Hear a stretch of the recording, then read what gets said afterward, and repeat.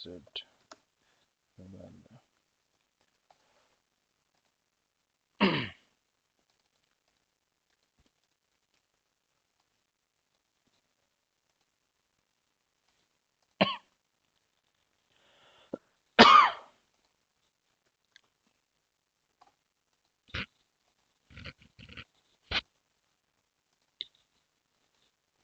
ठीक है, देखो हम थे डेट का डिस्कस कर रहे थे, जब भी date, what is importance of the key dates corporate action event and उसका असर कैसे होता है, कौन सी चीज़ों पे होता है, ये डिस्कस कर रहे थे। एंड उसका link that we have seen कि जो हम ट्रेड एक्टिविटी करते हैं, वहाँ जब ट्रेड होता है, ट्रेड सेटल्ड होता है, वो पोजीशन जब, एंड उसी पोजीशंस के ऊपर जब कॉर्पोरेट एक्शन अनाउंस होते हैं, मतलब वही कॉर्पोरेट एक्शंस तुम्हारे क्यू में आएंगे वैलिडेट करने के लिए, है ना। अगर पोजीशन नहीं, then that doesn't make sense to validate a corporate action for that particular position. ठीक है, तो यानी कि तुम्हारा लिंक जो होगा ट्रेड एक्टिविटी, देन हो रहा है कॉर्पोरेट एक्शन जो भी आते हैं, या फिर इनकम प्रोसेसिंग जो भी आती है, उसके साथ डायरेक्टली लिंक्ड हो रहा है। करेक्ट। ओके। अभी अगर ये कॉर्पोरेट एक्शन, जैसे कि ये डेट का फंडा है, डेट इंपॉर्टेंट है, एंड जितने भी डेट्स है वो पूरे के पूरे हमें सिस्टम में रिकॉर्ड करने होते हैं। अभी सिस्टम कौन से हैं, जैसे कि एक आधा एग्जांपल के तौर पर ले लेता हूँ मैं। इंटरनल कोई भी एप्लीकेशन हो सकता है, जैसे कि कोई भी अगर हम पे करते हैं चीज़, तो हम हमारे बुक में दिखाना चाहते हैं। देखो बेनिफिट्स तो ऑलरेडी पे हो जाते हैं, उस म्यूचुअल फंड के अकाउंट में क्रेडिट हो जाते हैं। ठीक है, हेज फंड के अकाउंट में क्रेडिट हो जाता है डिविडेंड। करेक्ट। वो डिविडेंड का जो म्यूचुअल फंड और या फिर हेज फंड का अकाउंट जो है किसी बैंक के साथ है, राइट। हेज फंड और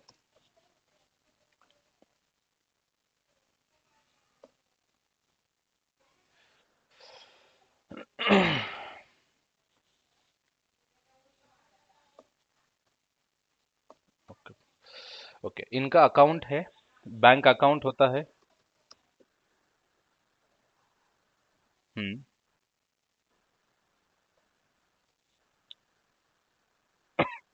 हम्म।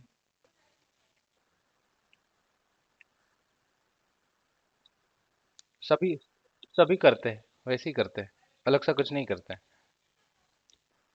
तो तुम्हें कैसे पता कि तुम्हें बेनिफिट लेना है? देखो दो चीजें होती है, एक कोई डिविडेंड, जैसे तुम्हारी स्ट्रेटेजी बनती है, suppose you are hedge fund manager, तुम अपने पोर्टफोलियो में ऐसे स्टॉक्स रखते हो कि जो डिविडेंड भी देते हैं, और ऐसे भी स्टॉक्स रखते हैं जो डिविडेंड नहीं भी देते।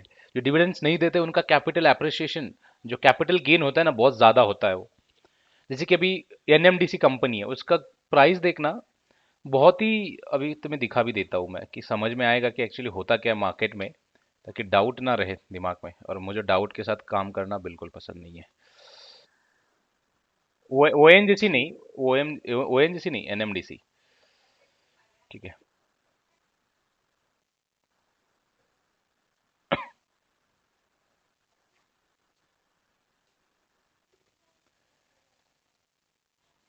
ये देखो, ये स्टॉक देखो कितना फ्लैक्चुएट होता रहता है। अभी 134 हो गया। मैंने यहाँ पे था कुछ, अभी मैं एक दिन का नहीं, एक वीक का लगा देता हूँ। देखो 147 था, बट उस दिन जब मैंने एंट्री, मेरे पास जब होल्डिंग थी, यहाँ थी उसकी प्राइस। लास्ट वीक की बात कर रहा हूँ मैं, मतलब जो करंट वीक जो गया अभी की बात कर रहा हूँ मैं, क्योंकि ये जो गिरा हुआ है, तो वो मुझे लगता है बुधवार के दिन गिरा हुआ है पूरा, क्योंकि उसके बुधवार के दिन एक्स डेट थी। ठीक है, अभी यहाँ से देखो, जैसे एक्स डेट को ना, एक्स डेट के पहले बाइंग हुई थी पूरी, क्योंकि अगर ये देखोगे मंथली देखोगे, ये देखो यहाँ से 132 से लेकर लोगों को पता चला था कि डिविडेंड अच्छा आने वाला है, तो लोगों ने तगड़ा 30 से ही बाइंग करना शुरू कर दिया था, पोजीशंस अपनी बना ली। दे डोंट वेट फॉर कि चलो कि आगे क्या, अपनी अपनी पोजीशंस बना दो, वेट कर लो। अभी तुमने वेट कर दिया, वेट करने के बाद यहां से तुमने बाइंग करी, यहां भी तुम हो साथ में, यहां पे भी हो। यहां पे जो देख रहे हो ना, मैं टेक्निकल एनालिसिस नहीं सिखा रहा हूं, बट यहां पे जो देख रहे हो, यहां पे हाईएस्ट बनाया था उसने, ये जो हाईएस्ट था, एक्स डेट के दिन का हाईएस्ट था वो। कौन से दिन का? Ex date. मतलब ये हुआ कि एक्स डेट पे भी लोग बाइंग करते रहते हैं। क्यों बाइंग करते हैं? क्योंकि अगर उन्होंने उन्होंने ट्रेड किया मतलब उनके पास माल, जो ओनरशिप है उन्हीं के पास आई। करेक्ट। ये जाके T+2 पे सेटल्ड होगा। सेटल्ड होने के बाद उनको डिविडेंड के लिए एलिजिबल हो जाएंगे, जिसके अकाउंट से निकल रहा है उसको तो कुछ नहीं मिलेगा। तो इसलिए भी अग्रीमेंट साइन करते या फिर ब्रोकर के साथ ये करके बड़े बड़े इन्वेस्टर, ये रिटेल इन्वेस्टर को उतनी जानकारी नहीं होती है। वो क्या करता है, नॉर्मली यहीं पे कहीं पे ट्रेड ठोक देता है। ठीक है, वो उसने कॉन्ट्रैक्ट साइन करो, ट्रीटी साइन करो, बाकी की सारी चीजें देखो। ये रिटेल इन्वेस्टर हम नहीं करते, बड़े इन्वेस्टर्स होते हैं, हेज फंड, म्यूचुअल फंड। तो इसलिए तब यहाँ इतना पंप हुआ था प्राइस, डायरेक्टली यहाँ से लेकर यहाँ तक गया। एंड जैसे ही मतलब बाइंग हो गई पूरा, एग्जिट के पहले दिन का जो मार्केट था, फिर उसने सिग्नल भी दे दिया था कि अब ये वीकनेस आने वाला है उसमें। एंड जब दूसरे दिन का एक गैप अप ओपनिंग जो था, ये कैंडल के साथ जब उसने ओपनिंग दिया, ये जो उसका प्राइस है कुछ देखो कितना है, 147 का जो प्राइस है कुछ समथिंग, तो डायरेक्टली यहाँ पे आ गया दूसरे दिन, यानी कि एक्स डेट +1 के बाद डायरेक्टली यहाँ पे आया। एंड उसके बाद भी अभी कंटिन्यूअसली गिर ही रहा है, तभी मतलब यहाँ पे आ गया, 135 पे आ गया। तो सोचो कि अभी ये ऐसे होता है, मतलब पूरे मार्केट का जो है ना, डिविडेंड आ रहा है तो बाइंग करो डिविडेंड, उनको पता है कि एक दिन के बाद मार्केट पूरा उस पर्टिकुलर शेयर्स का गिर जाएगा तगड़ा, तो फिर वो निकल जाते। तो ये लोग यहाँ पे क्यों निकल जाते हैं, जिन्होंने डिविडेंड के लिए वेट किया था, बड़े इन्वेस्टर्स होते हैं, वो निकल जाते हैं। या फिर दो चीजें होती है, अभी एक्स डेट के दिन मार्केट तो गिर जाएगा, एंड रूल के हिसाब से तुम्हें डिविडेंड नहीं मिलेगा, है ना, क्योंकि उसके पहले की बाइंग होनी चाहिए, एक दिन पहले, भले ही एक दिन पहले की क्यों ना हो। ऐसा ही है ना।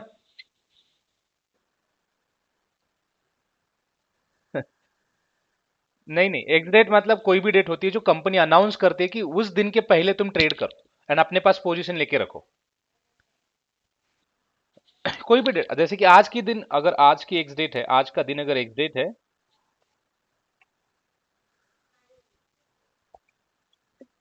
हम्म। कोई मतलब नहीं है, इसलिए तो एक्स कहा जाता है ना। इंपॉर्टेंस वही है कि तुम्हारा रिकॉर्ड डेट का। कौन सी, डिविडेंड कम डेट? अरे वही एक्स डेट जो है ना, एक्स डेट को ही हम ये डिविडेंड कम डेट, यानी कि उस डेट के पहले तुम बाइंग करके रखो, मीनिंग ये हो जाता है साइंटिफिकली अगर देखा जाए तो। डिविडेंड कम, उस डेट को डिविडेंड आ रहा है ना, एक्स डेट को, उसके पहले बाइंग करके रखो, उसको डिविडेंड कम डेट बोल के ऐसे एक ही साथ बोल देते हैं, डिविडेंड कम। डिविडेंड कम यानी कि आ रहा है, वो कम वाला नहीं है, CUM लगा देते हैं, डिविडेंड कम ऐसे। तो डिविडेंड कम डेट बोल के ये लोग डिविडेंड, वो डेट तक, वो डेट पे डिविडेंड आ रहा है ना एक्स डेट पे, तो उसके पहले बाइंग करके रख दो। कभी भी करो, एक दिन पहले, पहले ही मार्केट बंद हो रहा है उस समय कर लो चलेगा, बाइंग कर लो, वो जाके सेटल हो जाएगा, मतलब एक्स दिन, एक्स डेट पे आप उसके ओनर हो, इवेंचुअली वो जाके सेटल हो जाएगा, आपको बेनिफिट मिल जाएगा। बट ये रिटेल इन्वेस्टर को इतना समझ में नहीं आता है, तो उसके चक्कर में नहीं पड़ता। हाँ, रिकॉर्ड डेट, एग्जैक्टली, नहीं मिलेगा। एग्जैक्टली, एग्जैक्टली, उसको ट्रीटी कहते हैं ये लोग। तो ये जैसे कि यहाँ पे अगर अभी दो पर्पज है, हमेशा ये सवाल क्रॉस क्वेश्चन जब आएगा तुम्हें, क्रॉस क्वेश्चन ये होता है कि भाई जो अभी बंदा यहाँ पे एक्स डेट पे जो बेच रहा है, उसको फिर तो डिविडेंड नहीं मिलेगा इवेंचुअली, है ना। तो उसका बेनिफिट क्या रहा फिर इस केस में। तो कि अगर तुम म्यूचुअल फंड एक, नहीं सुन, बट नहीं नहीं, मैं तुम्हें दो चीजें बताता हूँ। हाँ, तुम यहाँ पे बेच बेच दो, तुम्हें कोई दिक्कत नहीं, बट ये भी गेन, तगड़ा गेन होता है ना यार। देखो यहाँ से 130 से लेकर डायरेक्टली अगर कोई चीज 150 हाई बना रहा है, तो यानी कि 4-5 रुपए इधर ही मिल रहे, तुम्हें एक ही दिन में भी मिल रहे। तो तुमने यहाँ से वेट किया, यहाँ ये भी तुम्हें चाहिए, बट तुम्हें डिविडेंड नहीं चाहिए। क्यों नहीं चाहिए? क्योंकि इस समय ये स्टॉक इतना गिर के, मतलब देखो, वन 150 से लेकर के डायरेक्टली 134 पे आ रहा है, यानी कि 15 रुपए का कम से कम तुम्हें लॉस हो रहा है पर शेयर के पीछे। अभी बड़े इन्वेस्टर्स क्या बोलेंगे, भाई देखो मैंने यहां से परचेस किया था, मुझे तगड़ा कैपिटल गेन हुआ है, ठीक है, अब मुझे डिविडेंड नहीं चाहिए, तो मैं क्या करूंगा, मैं सेल कर दूंगा पोजीशंस। मैं मैनेजर हूं, मैं बोलूंगा देख भाई मैं बेचना चाहता हूं अभी से, क्योंकि मुझे डिविडेंड नहीं चाहिए। मैं क्या करूंगा कि डिविडेंड, वो कमिट करूंगा कि अगर मुझे डिविडेंड आता है तो मैं, जो बायर है मेरा, मैं उसी को डिविडेंड प्रोसेस कर दूंगा, एंड मैं पोजीशंस बेच दूंगा। क्योंकि इवेंचुअली वो एंटाइटल तो है नहीं है, क्योंकि नहीं है, उसके पहले उसके पास पहले से पोजीशन थी, बट उसने एग्जीक्यूट कर रहा है वो पोजीशन अपनी, बोल रहा है कि मैं बेचना चाहता हूँ उसी दिन, एटलीस्ट एक्स डे पे तो रखो अकाउंट में अपने। वो नहीं बोल रहा है मैं नहीं रखूंगा, अगर वो रखता है तो फिर इवेंचुअली वही एंटाइटल है। तो ये ऐसे करके अपनी पोजीशंस बेच देते किसी और को, बट दूसरे वाले को, बट देखो पोजीशंस बेचते हैं तो उसके सिर्फ तुमने वो ट्रेडिंग डे के दिन इंस्ट्रक्शंस ब्रोकर के पास जाते हैं, वो जाके कस्टोडियन को भेजेगा, वहां से डेबिट होगा निकलेगा, 2 दिन का समय लगेगा। बट ये जो बेच रहा है ना बंदा, जो सेलर है ना, उसी को डिविडेंड आता है जब एक्स डे पे अब हम कुछ भी एक्टिविटी करते हैं तो, क्योंकि हमारे सिस्टम में पोजीशन जो कैप्चर्ड होती है एक्स डेट के हिसाब से होती है। क्योंकि ये जो तुम डेटा देखोगे, ये ये पूरी डेट ऐसे तुम्हें सिस्टम में जब इवेंट तुम एक सेटअप करते हो, एक इवेंट सेटअप यानी कि क्रिएट करते हो, तो एक्स डेट होगा तुम्हारा, रिकॉर्ड डेट होगा, वैल्यू डेट। ये डेट का इंपॉर्टेंस नहीं है ज्यादा, लेकिन ये 2 डेट्स का बहुत इंपॉर्टेंट है। तो ये तुम अपने सिस्टम में एंटर करते हो, मतलब ये हो कि सिस्टम तुम्हारा उस डेट से जितने भी पोजीशंस एग्जिस्ट है तुम्हारे सिस्टम में, वो पूरे के पूरे कैलकुलेट कर देता है।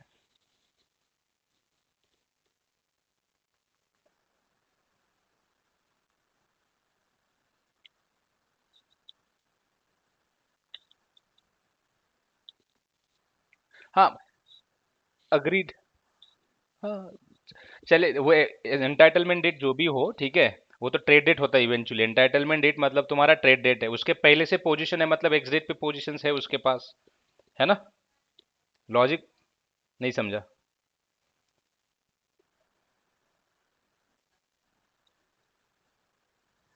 नहीं नहीं नहीं, अरे एक्स डेट का मतलब है कि तुम्हारे अकाउंट में दिख रही है, इसलिए तो एक्स डेट कहा जाता है ना। ट्रेड करते हो तो यहाँ पे दिखने लगती है, सिंपल सा फंडा है। यहाँ पे जो रिकॉर्ड डेट पे जो होता है ना, जो जितने पोजीशन सेटल्ड होते हैं, मतलब यानी कि एक्चुअल सेटल्ड होते हैं ना, उतने ही दिखते हैं रिकॉर्ड डेट पे।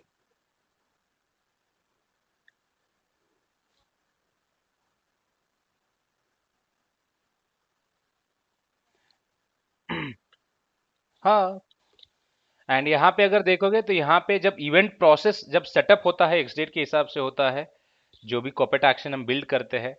बट जब प्रोसेस, अभी इसमें भी 2 तरीके, बहुत सारे कंपनीज लेके आती है अपने अपने। कोई बोलता है कि मैं रिकॉर्ड डेट के हिसाब से बेनिफिट देना चाहता हूँ या फिर प्रोसेस करना चाहता हूँ। कोई बोलेगा कि मैं एक्स डेट के हिसाब as per ex date that I want to process the dividend to the all the stakeholders, it depends. ठीक है, तो उन दोनों का म्यूचुअल एग्रीमेंट है, इसलिए एक्स डेट पे जितने भी एक्टिविटीज होते हैं, देखो कोई भी बड़ा इन्वेस्टर ये नहीं चाहेगा कि 6 महीने में ये वेट। अभी यहाँ पे इस केस में अगर देखोगे, ये स्ट्रेटेजी के साथ समझने की कोशिश करो चीजें। यहां से ये गिरेगा तो एटलीस्ट नेक्स्ट 1 क्वार्टर, मतलब 3 महीने मुझे वेट करना पड़ेगा ये लेवल आने के लिए। मैं 3 महीने क्यों वेट करूं भाई? मैं, मुझे तो डिविडेंड नहीं, मैं 10 रुपए के लिए अभी 3 महीने वेट करूं? क्योंकि मुझे जितना पॉकेट भरना था मैंने भर लिया। अरे यार।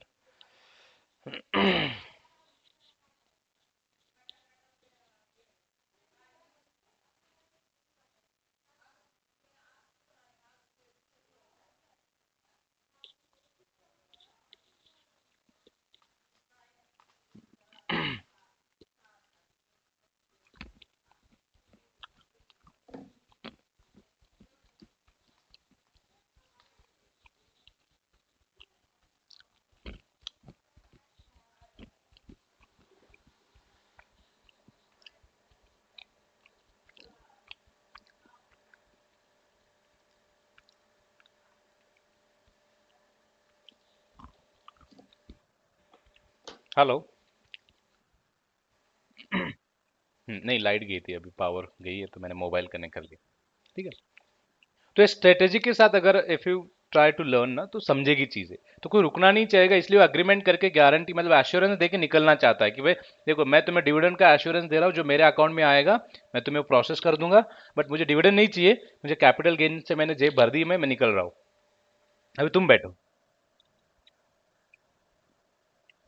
हाँ, तो वो ऐसे एग्रीमेंट के मतलब जो होता है ना कि जो तुम्हें पूछा जाता है ना सवाल कि भाई ऐसे क्यों वैसे क्यों, तो जो देखो हर चीज का एक रिटर्न फॉर्म होता है, प्रॉपर वे होता है, तो हम वो प्रोसीड करके निकल जाते हैं। एंड इवन वो भी एक्सपेक्ट वही करते हैं मैनेजर्स आंसर में कि भाई तुम ऐसी चीजें भी बताओ ना, कि जो टेक्निकल चीजें वो बताओ ना, वो क्यों निकल रहा है, स्ट्रेटेजी के साथ बताओ, क्योंकि उनको भी वही चाहिए होता है। ये प्रोसेसिंग के लिए भी इम्पोर्ट, हमारे प्रोसेसिंग के हिसाब से इंपॉर्टेंट यही चीज है कि तुम्हें डेट देखना है तुम्हारे सिस्टम में, तुम्हारे जो भी application whatever platforms that you are using to process the corporate actions, तुम्हें वो देखना है, तो उसी के हिसाब से तुम प्रोसेस करते रहो। दैट्स इट, है ना? तो ये वैसी चीजें काम करने लगती है डिविडेंड की। ठीक है, तो ये फिर हुआ हमारा ex date, record date and value date. अभी वैल्यू डेट की बात करनी है। अभी वैल्यू डेट का मतलब है This is a payment date. Payment, instead payment date, you can say like payment processing date.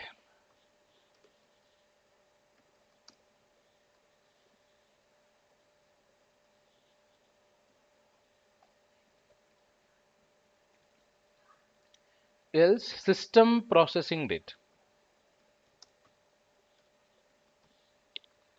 Ideally जो समय होता है record date plus 20, record date plus 45 days to process a cash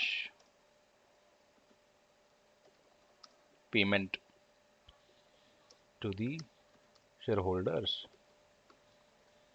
Hello, hello, hello. Hey, can you hear me? Are you there? Hello, hello,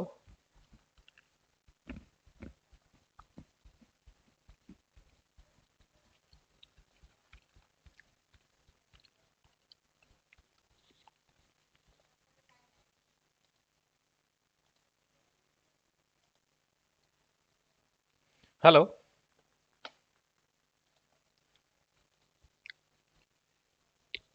Okay, so my network is not there. What's it?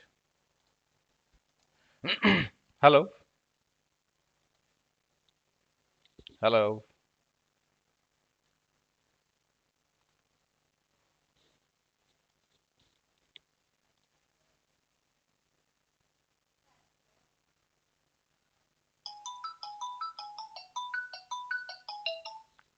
Hello.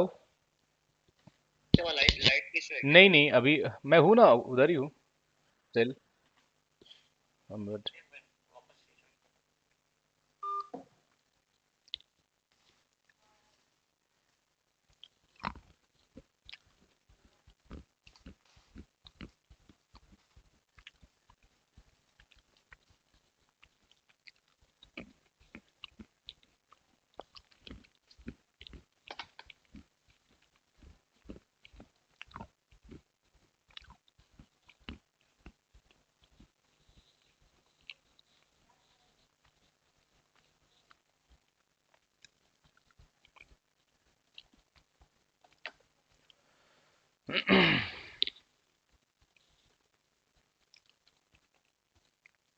Hello,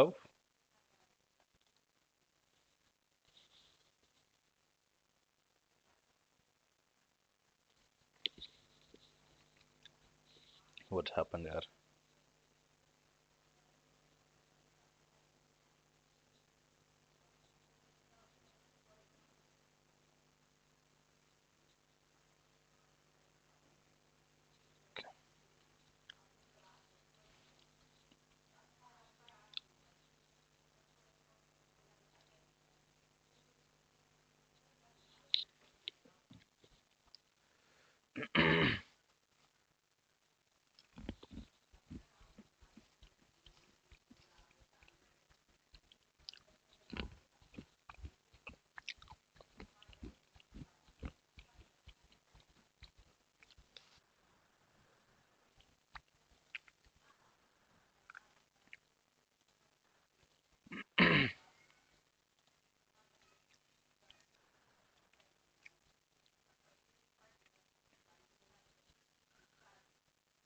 okay, disruptions बहुत ज़्यादा है। Electricity, internet, outside noise from the political campaigns and all, let it be. ठीक है। ये जो value date होता है, it's like payment processing date. Okay, so ये डेट जो तुम्हारे कंपनी होती है, इश्यूअर कंपनी होती है, यानी कि in this particular case we took the Facebook as a issuer company, then Facebook company will announce it on which date they will process cash to you. So that date would be your value date.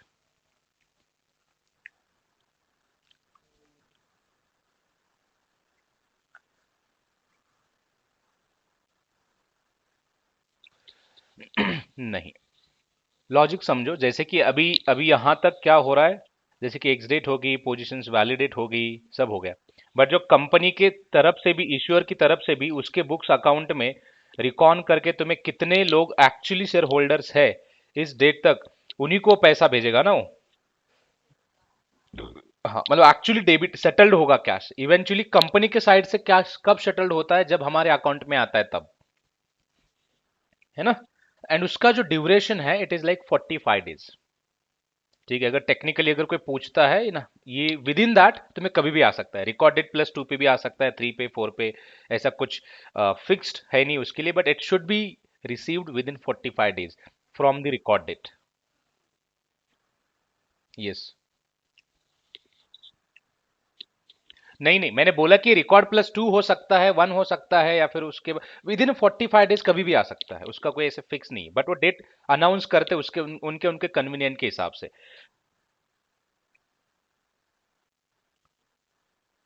हाँ, मतलब payment cash actually तुम्हारे account में आने के लिए उसका जो समय है, मैक्सिमम समय जो है 45 डेज का है, विद इन दैट। ऐसे 45 डेज हमेशा नहीं लेता है, बट तुम्हें मैक्सिमम टैट होता है वो, तो उसके पहले तुम्हें कभी भी आ जाएगा। नहीं नहीं, मैं, अरे वो मैंने नहीं, मैंने जो बोला स्टेटमेंट पहले सुनो। मैंने बोला कि रिकॉर्डेड प्लस 2 नहीं, रिकॉर्डेड प्लस 1 2 3 कुछ भी हो सकता है, रिकॉर्डेड प्लस मतलब रिकॉर्ड डेट के बाद कभी भी विद इन 45 डेज में तुम्हारा पेमेंट तुम्हें आ जाएगा। हाँ, ठीक है। तो उस डेट को, जो भी डेट होगी, जो भी डेट होगी, इस केस में चलो कि ये 13 ऑफ दिसंबर है या फिर 31 ऑफ दिसंबर है,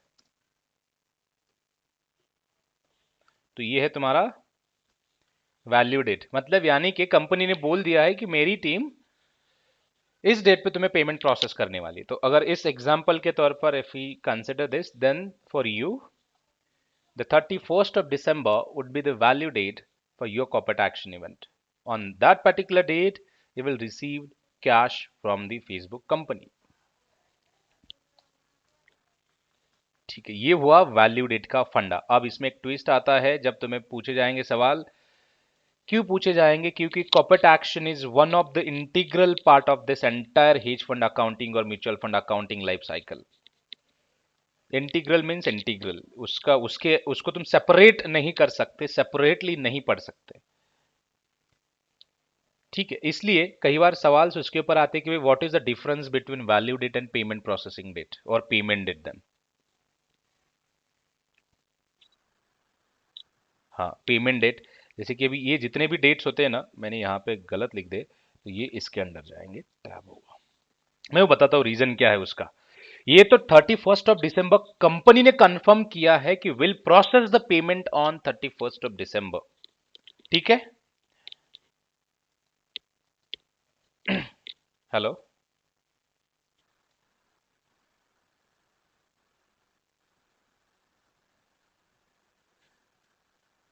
कैश कैश पेमेंट जो आएगा, डिविडेंड कैश होता है ना, वो कैश तुम्हें कभी भी 40 विद इन 45 डेज में आएगा। हम्म। हम्म।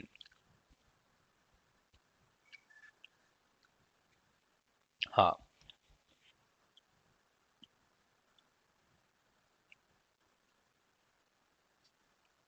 सिस्टम में भी तुम्हें बताता हूँ, तुम्हें सिस्टम में भी, जैसे कि अभी मैं किसी एप्लीकेशन का नाम नहीं लूंगा बिकॉज ये रिकॉर्डेड लाइन है।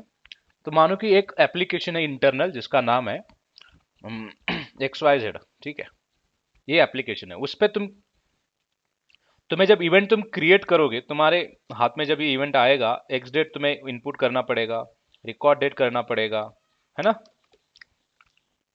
देन और क्या, इश्यूअर नेम होगा तुम्हारा। देन जो भी तुम्हारा जो क्वांटिटी, सॉरी हाँ, इश्यूअर मतलब वही फेसबुक वगैरह जो कंपनी है। देन तुम्हारा क्वांटिटी कितनी तुमने होल्ड करी है। देन प्राइस होगा, जो कि डिविडेंड का प्राइस कितने रेशियो में आया। इवेंट टाइप होगा, कंट्री ऑफ इश्यूअर होगा, किस कंट्री से ये इवेंट होता है। अगर तुम्हारा कोई इंटरनेशनल ब्रोकर है तो अलग अलग ज्योग्राफी के लिए काम करता है, तो उनके सिस्टम ये भी ऑप्शन होता है। देन ट्रांजैक्शन करेंसी होगा। ट्रांजैक्शन करेंसी का मतलब है कि जो जो ट्रेडेबल करेंसी होती है ना, कि जिसमें ये कॉर्पोरेट एक्शन हुआ है, जो डिफॉल्ट ऑप्शन जो कंपनी ने दिया, जैसे कि जीबीपी मानो या फिर यूएसडी मानो, उसमें, ठीक है। तो ये होता है डिटेल। एंड देन तुम्हारा पे डेट, एंटाइटलमेंट डेट भी होता है यहाँ पे इवेंचुअली,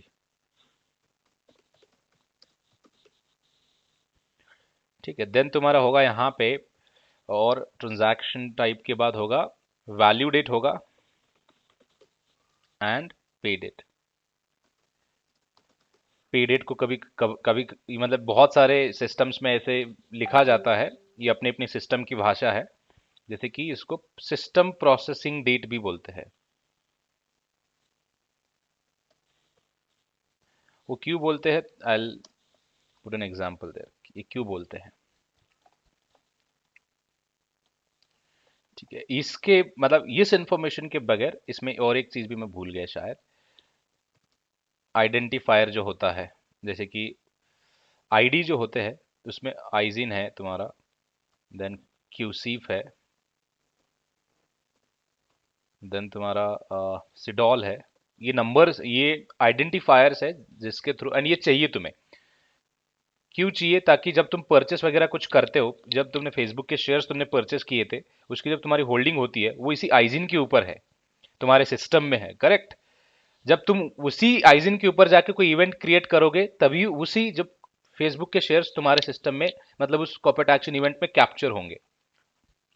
ये लॉजिक है उसका, इसलिए ये डिटेल्स बहुत इंपॉर्टेंट है। ओके। अगर ये इंफॉर्मेशन मिसिंग है, तो तुम्हारा सवाल इस पे भी बनेगा इंटरव्यू, और ये टेक्निकल और processing, from a processing aspect जो होता है।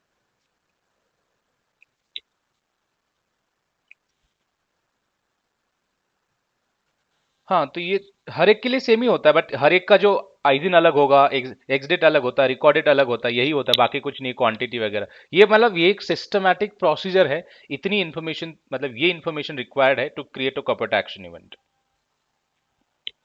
समझ रहे हो, ये अगर मिसिंग है, अभी क्वेश्चन इस पे आएगा कि तुम्हारे ऊपर की, भाई चलो कि इन्फॉर्मेशन मिसिंग है, तो तुम्हारी फर्स्ट कोर्स ऑफ एक्शन क्या होगी, फर्स्ट पॉइंट ऑफ कॉन्टैक्ट कौन होगा, कैसे उस पर इन्वेस्टिगेट करोगे, रीच आउट किसको करोगे। To process a corporate action, it's like a middle office job where you can actually interact with the client, custodians, agents, then another third parties if it is involved in that particular transaction, and even for that matter, issuer as well if it is required, right? तो ये ऐसे communications तुम्हें करना होता है, यानी कि you are the middle point. And ये जो बेनिफिट हम प्रोसेस करते हैं, किन के लिए करते हैं, हमारे जितने भी शेयर होल्डर्स है, जितने भी म्यूचुअल फंड के अकाउंट्स है, जितने भी हमारे बड़े इन्वेस्टर के अकाउंट है, प्राइम ब्रोकर्स है, सब ब्रोकर्स है, जो भी जितने भी एंटिटीज है, उनको पेमेंट प्रोसेस करते हैं। रिटेल इन्वेस्टर का क्लास है, उनको भी प्रोसेस करते हैं। But for all, so what is important here is कि हमें ये पूरी इंफॉर्मेशन चाहिए। हाँ, तो ये मिसिंग है। तो मिसिंग के लिए जब मैं दूसरा एक ये सेक्शन बनाऊंगा, जिसमें कि कौन कौन इन्वॉल्व है, कितने कैरेक्टर्स उसमें इन्वॉल्व है, तो उसमें मैं तुम्हें डिस्कस करूं।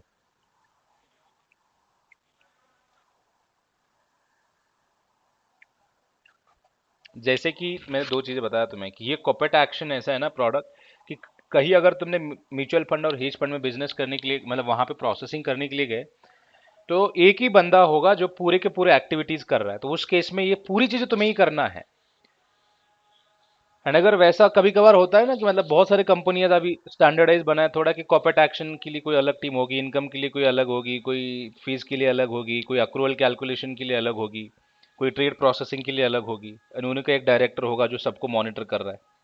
बट जो डायरेक्टर या फिर वीपी है, उसके अंडर अगर एक फंड है, तो उसको पूरी ये चीजें पता होनी चाहिए इन एंड आउट, क्योंकि eventually if they stuck somewhere, they will reach out to you only. तो तब जाके आपकी एक्सपर्टीज आपको काम आएगी, कि हाँ भाई ये ऐसा ऐसा सीन है, ठीक है, ये कॉर्पोरेट एक्शन में होता है, तो ये इसमें है। या फिर अगर कोई रिकॉन का बंदा भी कभी उठ के आता है, डिविडेंड के रिलेटेड ब्रेक है, उसको समझ में नहीं आ रहा है कि क्या करे उसके ऊपर, ये उसकी भी एक्सपर्टीज तुम्हें देनी होगी, कि भाई ठीक है, ये डिविडेंड रिलेटेड है, ये अमाउंट ये दिख रहा है, वो दिख रहा है, ऐसे। एंड फिर उसके ऊपर का कोर्स ऑफ एक्शन तुम्हें लेना पड़ेगा आगे का, या फिर उसको बताना पड़ेगा कि भाई ये कोर्स ऑफ एक्शन है, उस पर ये इसका इस पर्टिकुलर कॉर्पोरेट एक्शन का डिविडेंड दिख रहा है, अभी तक प्रोसेस नहीं हुआ, अपने पास पेमेंट आया हुआ है, चलो प्रोसेस करो, तब जाके ब्रेक तुम्हारा क्लियर हो जाएगा। या फिर जो हमारे पास स्टेटमेंट वर्सेस लेजर मैच नहीं हो रहा है वो मैच हो जाएगा, तुम्हारी ट्रांजैक्शन मैच हो जाएगी। ठीक है, तो ऐसे क्योंकि तुम्हारे मतलब तुम एक एवीपी या फिर डायरेक्टर बनने के लिए जा रहे हो ना, तो तुम पूरे मतलब अपर साइड पे बैठते हो जाके, तुम्हारे अंदर बहुत सारे ऐसे टीम्स होते हैं अलग अलग, है ना।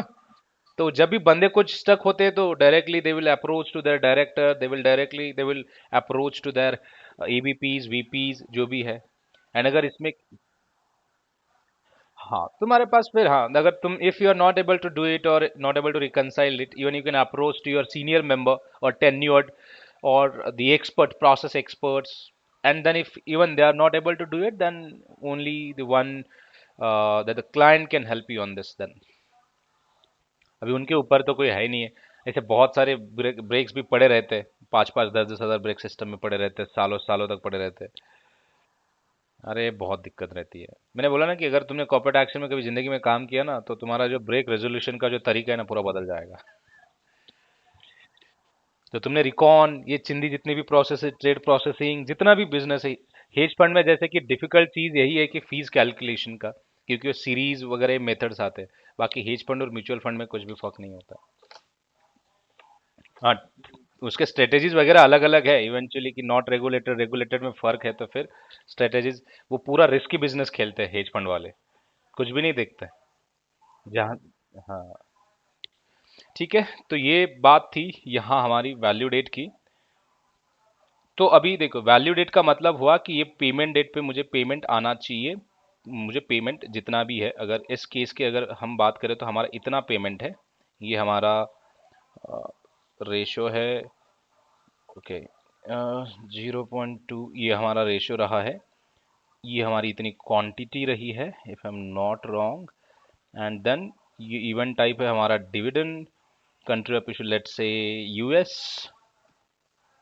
वैल्यू डेट ये है हमारी। ये तुम्हें पूरी इंफॉर्मेशन जो तुम्हारा MT564 है वहाँ पे अवेलेबल होती है। डेट्स है, डेट्स भी मैं डाल देता हूँ एक बार, ये पूरा प्रोफार्मा बन जाएगा तुम्हारे लिए, एंड समझेगा भी, फिर दिक्कत नहीं आएगी तुम्हें कि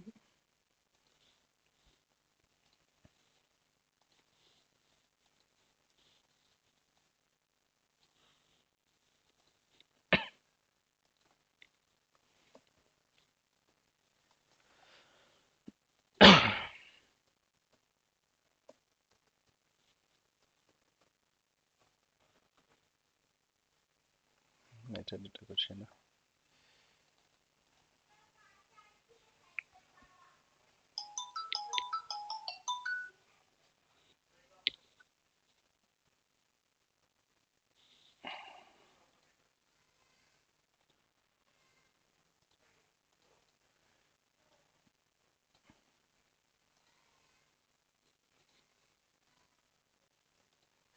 ठीक है, तुम्हारी सॉरी पे डेट तुम्हारी, देखो अब ये वैल्यू डेट है, मतलब इवेंचुअली 60 to 70% केसेस में तुम्हें पेमेंट वैल्यू डेट जो प्री डिफाइंड होती है उस समय पे प्रोसेस हो जाता है। समझ रहे हो इस बात को? जैसे कि अभी कंफर्मेशन आया तुम्हें कि भाई देखो 31st of December is the date where they will process the payment, and let's say today is the 31st of December, there is a possibility which is that you should receive the payment on this particular 31st of December। ये होना ही चाहिए, अगर नहीं होता है तो उसके possibilities क्या क्या होते हैं, सो हमें उसके बारे में जानना पड़ेगा। जैसे कि हो सकता है ये पेमेंट जो है इश्यूअर की तरफ से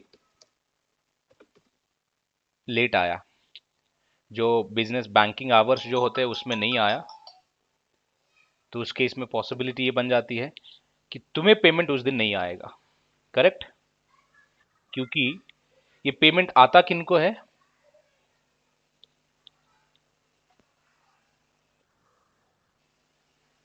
ठीक है, मेरा ही सवाल है, मैं ही आंसर दे देता हूँ। तुम्हारा एजेंट जो होता है जिसने तुम्हें ये सिक्योरिटीज बाय सेल कराए थे, या फिर तुम्हारा कस्टोडियन जो है, उसको आता है। ये दोनों प्लेयर्स बहुत इंपॉर्टेंट हो जाते हैं पेमेंट रिलीज करने में इनको, क्योंकि ये जो इश्यूअर होता है ना, इश्यूअर का अकाउंट एजेंट के पास होता है, यानी कि जो बैंक है कोई भी, इश्योर इश्योर उसी को पेमेंट करेगा ना, कैश पेमेंट जब प्रोसेस करना है तो बैंक को करेगा। एंड ये बैंक जो है, जो भी अभी इस केस में अगर समझो कि हम लोग जो हमारा XYZ फंड था,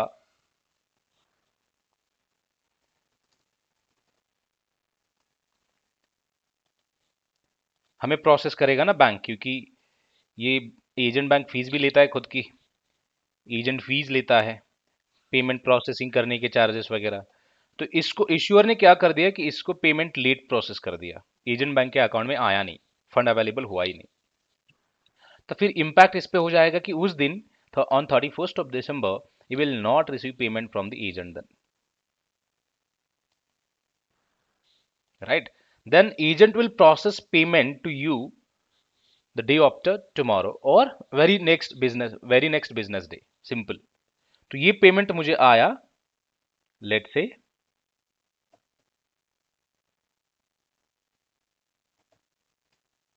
इंस्टेड दिस, ये मुझे कैश पेमेंट रिसीव्ड हुआ।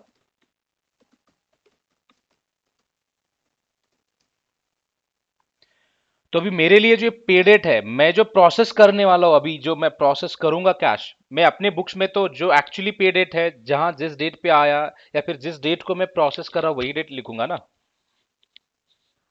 बट हाँ, तो फिर मेरा जो डेट रहेगा, ये डेट रहेगा, एक तो सिस्टम प्रोसेस, मतलब मैं सिस्टम में प्रोसेस कर रहा हूँ। तो जब मैं इवेंट प्रोसेस करूंगा, एक्चुअली जब मुझे पेमेंट रिलीज करना होता है, तो मुझे फिर बिगिनिंग में ऐसे दिखेगा तुम्हें, ये डेट अमेंडेड रहता है, ये तीनों जगह पर रहेगा डेट अमेंडेड। बट अगर तुमने ईओडी तक वेट किया, you did not gate payment, then the very next day that you have seen your system, the payment has been received to you, right? Then you can amend the dates, ये दो dates amend होंगे। अब इसका मतलब तुम्हें समझ में आ रहेगा कि जब मैं प्रोसेस कर रहा हूं, जब हम प्रोसेस कर रहे हैं, तो हमारे लिए ये पेमेंट डेट बनेगा, क्योंकि आज हम पेमेंट प्रोसेस कर रहे हैं। ये सिस्टम प्रोसेसिंग डेट का कुछ है नहीं, मतलब एक इवेंचुअली लाइक एक्नॉलेजमेंट रहता है। जब भी ये तुमने पेमेंट प्रोसेस किया, तो सिस्टम क्या करेगा, नोटिफिकेशन जनरेट करेगा, एंड जितने भी शेयर होल्डर्स है उनको नोटिफाई करेगा, क्योंकि बाय डिफॉल्ट एक इंटीग्रेट फंक्शन किया हुआ रहता है हर जगह पर। इसलिए जब ये प्रोसेस होता है तो सिस्टम इंटीमेट करता है उनके फंक्शंस को, एल्गोस को, ये ऑटोमेटिकली ऑटो मैसेज जाता है सबको, yes dividend has been received, dividend has been received, ऐसे मैसेजेस होते हैं ना शूट, वैसे टाइप का है ये, इसलिए ये डेट है। बट ये दो dates, those are very important for us from a interview point of view.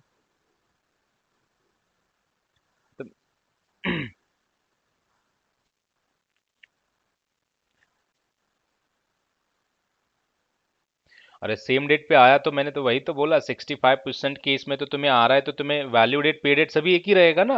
अगर नहीं आ रहा है तो नेक्स्ट डे आ रहा है, तो मतलब तुम्हारे अकाउंट में तो हिट वो नेक्स्ट डे हो रहा है ना। तुम्हें अगर पेमेंट ही नहीं, वैल्यू का मतलब क्या है कि उस डेट से मेरी कुछ वैल्यू तुम्हारे अकाउंट में पड़ी हुई है, फिर तुम्हारे पास है, उसका मत, हाँ उस केस में तुम्हें बताता हूं मैं, तुम्हारे सिस्टम में पेमेंट आया, बट वो पेमेंट तुम्हें रिकंसाइल नहीं हुआ,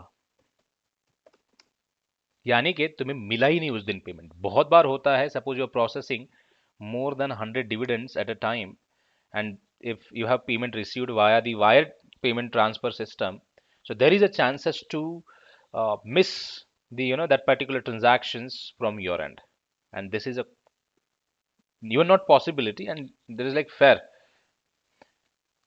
अगर 100 डिविडेंड कोई प्रोसेस कर रहा है तो उसमें से एक दो पेमेंट ऐसे मिस हो जाते हैं। तुम ये अज्यूम कर लेते हो कि यार यार, जैसे पेमेंट स्लिप जब आता है ना, मतलब वायर पेमेंट आता है ना, उसमें ये कई सारी इन्फॉर्मेशन मिसिंग होती है, सिर्फ डेट होते हैं, इश्यूअर नेम कभी कभार होता है, आइजिन नहीं होता है स्पेशली, तो इश्यूअर नेम होता है। तुमने देखा कि यार इसका मैच नहीं हो रहा है, कुछ क्यों मैच नहीं होता है वो भी तुम्हें मैं बताता हूँ। जैसे कि तुम्हारा जो पेमेंट आने वाला था, यूएसडी में आना चाहिए, जीबीपी में आना चाहिए था लेट से, या फिर यूएसडी में आना चाहिए था, बट वो जीबीपी में ऑलरेडी रिसीव्ड हो चुका है तुम्हारे पास। जब जीबीपी में आएगा तो यूएसडी और जीबीपी मैच तो नहीं होगा ना, जो अमाउंट जो आएगा जीबीपी में ऑफ कोर्स थोड़ी सी कम दिखेगी क्वांटिटी वाइज, यानी यूएसडी तुम्हारा ज्यादा दिखेगा। तो तुम ऐसे मतलब हो सकता है कि यार पॉसिबल यार नहीं है, फिर ये जीबीपी दिख रहा है मतलब ये अपना नहीं है, तुमने ऐसे अज्यूम कर लिया, उस दिन तुम्हारे हाथ से मिस हो गया। एंड जब ये तुम्हारी रिकॉन टीम बैठती है, रिकॉन टीम का काम यही होता है, या फिर रिकॉन खुद भी कर सकते हो, ऐसे जरूरी नहीं कि टीम का मतलब कोई अलग ही टीम होगी, बट एक ऐसे भी हम थोड़े से यूज टू वर्ड्स के साथ टीम तो मैं यूज कर रहा हूँ। तो रिकॉन करने के लिए बैठे तो तुम्हें पता चला कि यार यार ये तो तुमने कन्वर्ट करके देखा, जैसे कि अभी मानो 132 कुछ जीबीपी चल रहा है लेट से, नहीं होगा, मैं एक्यूरेट नहीं है, फिर भी मैं एक एग्जांपल के तौर पर ले रहा हूँ। एंड यूएसडी तुम्हारा कुछ चल रहा है 70, चलो ठीक है 70 लेते हैं। यूएसडी 100 है क्या? चलो 100 है तुम्हारे। एंड जीबीपी 130 कितना है बताओ मुझे, एग्जैक्टली ले ले। ओके ठीक है, ठीक है, that's it।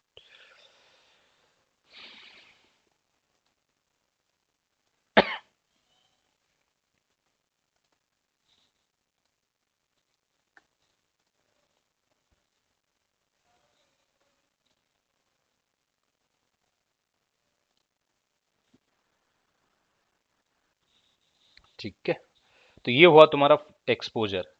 ठीक है, अब तुम्हारे सिस्टम में जब ये जीबीपी पेमेंट आता है तो ऐसे दिखेगा कुछ, बट तुम्हारे अकाउंट में जो तुम एक्सपेक्ट कर रहे हो ऑलरेडी इवेंट के लिए, वो ऐसे दिखाई देता है। बट अगर एक एग्जांपल के साथ जाए तो हमारे पास कुछ 2000, सॉरी 20,000 के कुछ है, हम दैट वी आर एक्सपेक्टिंग, है ना, क्योंकि 1 लाख की क्वांटिटी है हमारे पास, तो that we are expecting this. कहाँ गया?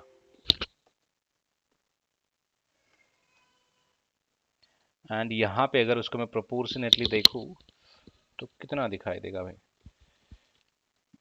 20,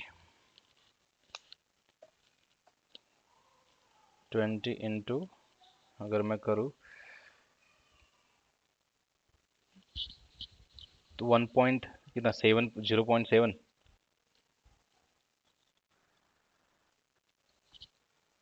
नहीं, ये मुझे ये कैलकुलेट करना है कि अभी जीबीपी कितना दिखेगा। रुको, मैं कैल्स में डाल देता हूँ। एफएक्स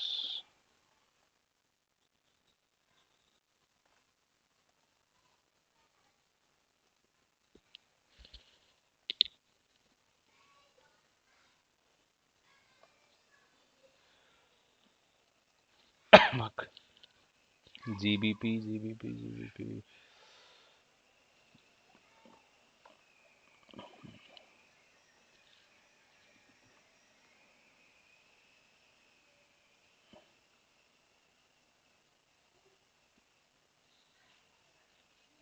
यूएसडी टू जीबीपी, जो पाउंड से इतना दिख रहा है मुझे, तो ये मेरा रेट भी हो गया, यूएसडी का रेट ये हो गया, जीबीपी का रेट ये हो गया, ये दोनों मुझे सिस्टम में चाहिए होता है सबमिट करने के लिए। ठीक है, तो ये जो पेमेंट दिखेगा मेरा, कुछ ऐसा पेमेंट दिखेगा यहाँ पर।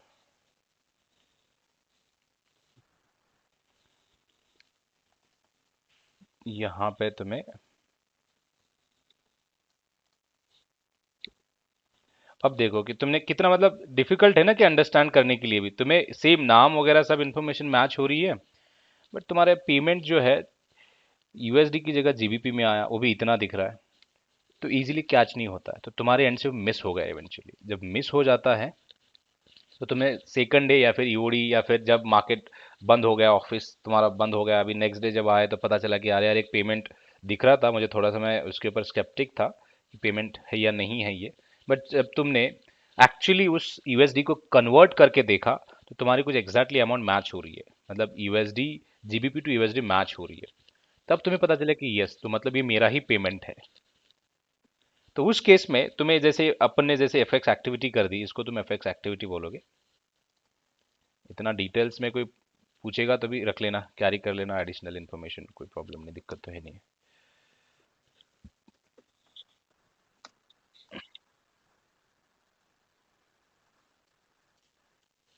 नहीं, कई जगह पर मैन्युअली कैलकुलेट करते हैं, कई जगह पर लगा हुआ रहता है, दिख जाता है, तो कई जगह पर ये बहुत सारे मतलब अलग अलग सिस्टम्स है, तो अपने अपने अलग अलग फंडे हैं, कहीं पे भी ये फिक्स्ड है नहीं है कुछ।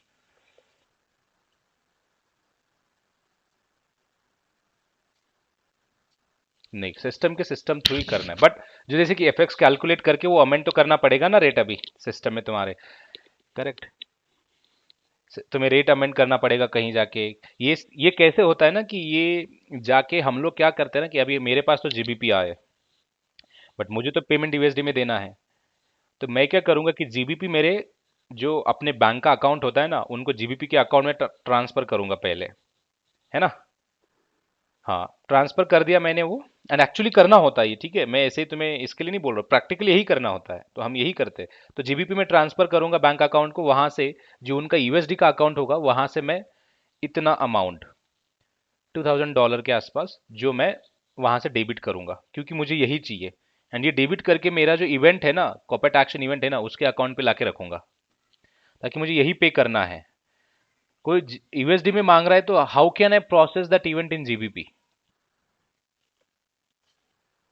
करेक्ट, क्योंकि जो अकाउंट है ना हर करेंसी वाइज अकाउंट सेटअप रहते हैं सिस्टम में, हर करेंसी के लिए एक अकाउंट रहता है।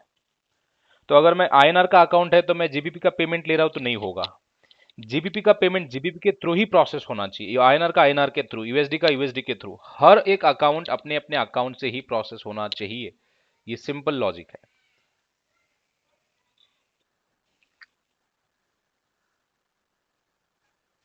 करना ही होता है।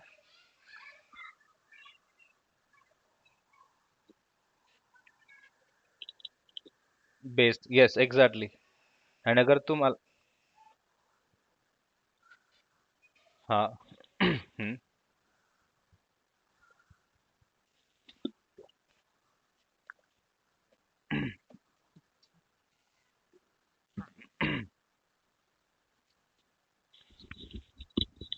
करेक्ट। हाँ हाँ, ठीक है ना।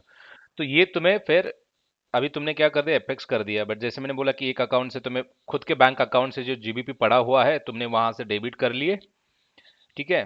एंड तुमने वो फिर अपने अकाउंट पे लेके आए, अभी प्रोसेस करने जा रहे हो। बट यहाँ पे एक दिक्कत है, ये जो तुम्हारा है ना, जैसे कि ये जितनी अमाउंट तुम्हें आई हुई है, it should B exactly the value of that amount should be exactly with the 20,000 USD. अगर उसमें कुछ शॉर्ट आता है, एक थ्रेशोल्ड सेट होता है, जैसे कि up to $5, up to $10, maybe up to $15।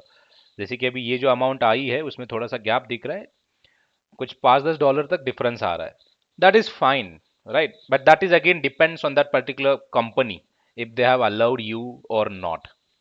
So you can take the confirmation from your client and you can process it. But अगर तुम्हें ज़्यादा difference लग रहा है, let's say कि if it is the difference is getting more than $10 or $20, maybe $50, maybe $100, in that case you cannot process that amount.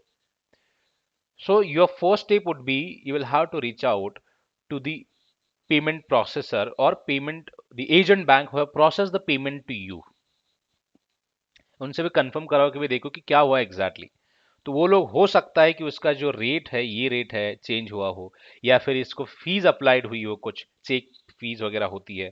ये जो payment आया हुआ है ना, चेक लगा दिया इश्यूअर ने, इसने चेक सबमिट कर दिया, एजेंट ने चेक फीस काट दी, तो इसलिए कम पेमेंट आया हुआ है आपको। कई सारे पॉसिबिलिटीज बनते हैं।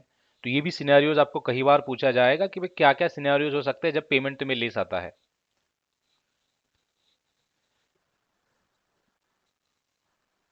हाँ, कॉर्पोरेट एक्शन का हो, ये किसी की भी रिलेटेड हो सकता है। चलो ठीक है, मैं ये कॉर्पोरेट एक्शन में भी डिस्कस कर रहे हैं तो कॉर्पोरेट एक्शन की बात करूंगा, बट ये हर जगह पर केस लागू होगा।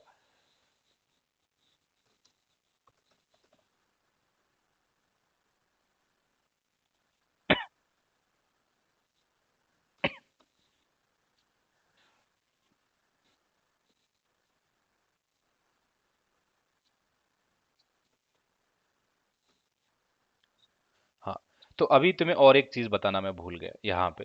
जैसे कि मैंने बोला कन्वर्ट करना तो इजी है, बट ये जो तुम्हें एक एफएक्स एक्सपोजर जो लेना होता है, जैसे कि प्राइस है ना, जैसे कि अभी ये प्राइस देखो, ये डेट वाइज चेंज होती रहती है तुम्हारी प्राइस, कहाँ गया यार।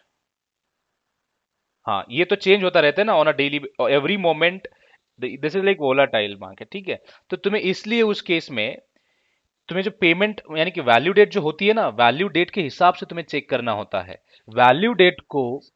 एग्जैक्टली exactly, तो एपेक्स क्या थी। समझ गए लॉजिक? इसलिए वैल्यू डेट का इंपॉर्टेंस है। हाँ, एंड अभी मैंने ये भी कहा कि अभी इस केस में तो हमने वैल्यू डेट को तो मिस कर दिया है। नाउ वी आर, मतलब आज, चलो मान लो कि आज हम पेमेंट प्रोसेस करने वाले हैं, तो आज अगर मैं पेमेंट प्रोसेस कर रहा हूँ बट तुम्हें पेमेंट तो वैल्यू डेट के दिन ही आया था, तो तुम्हें उस केस में ये डेट चेंज करने की जरूरत नहीं है, क्योंकि वो डिले है, डिले इन प्रोसेस है। ठीक है, उस केस में अगर तुमने उसी दिन रिकंसाइल्ड कर दिया होता तो you would have process the payment on time, but तुमने that you have missed it. Agent की तरफ से पेमेंट आया, सब आया, बस हमने मिस कर दिया है। सिंपल सा लॉजिक है। समझ गए? तो ये हुआ तुम्हारा MT566। अगर सेम इंफॉर्मेशन तुम्हें पेमेंट डे के भी दिन आती है, तो वो होगा तुम्हारा MT566।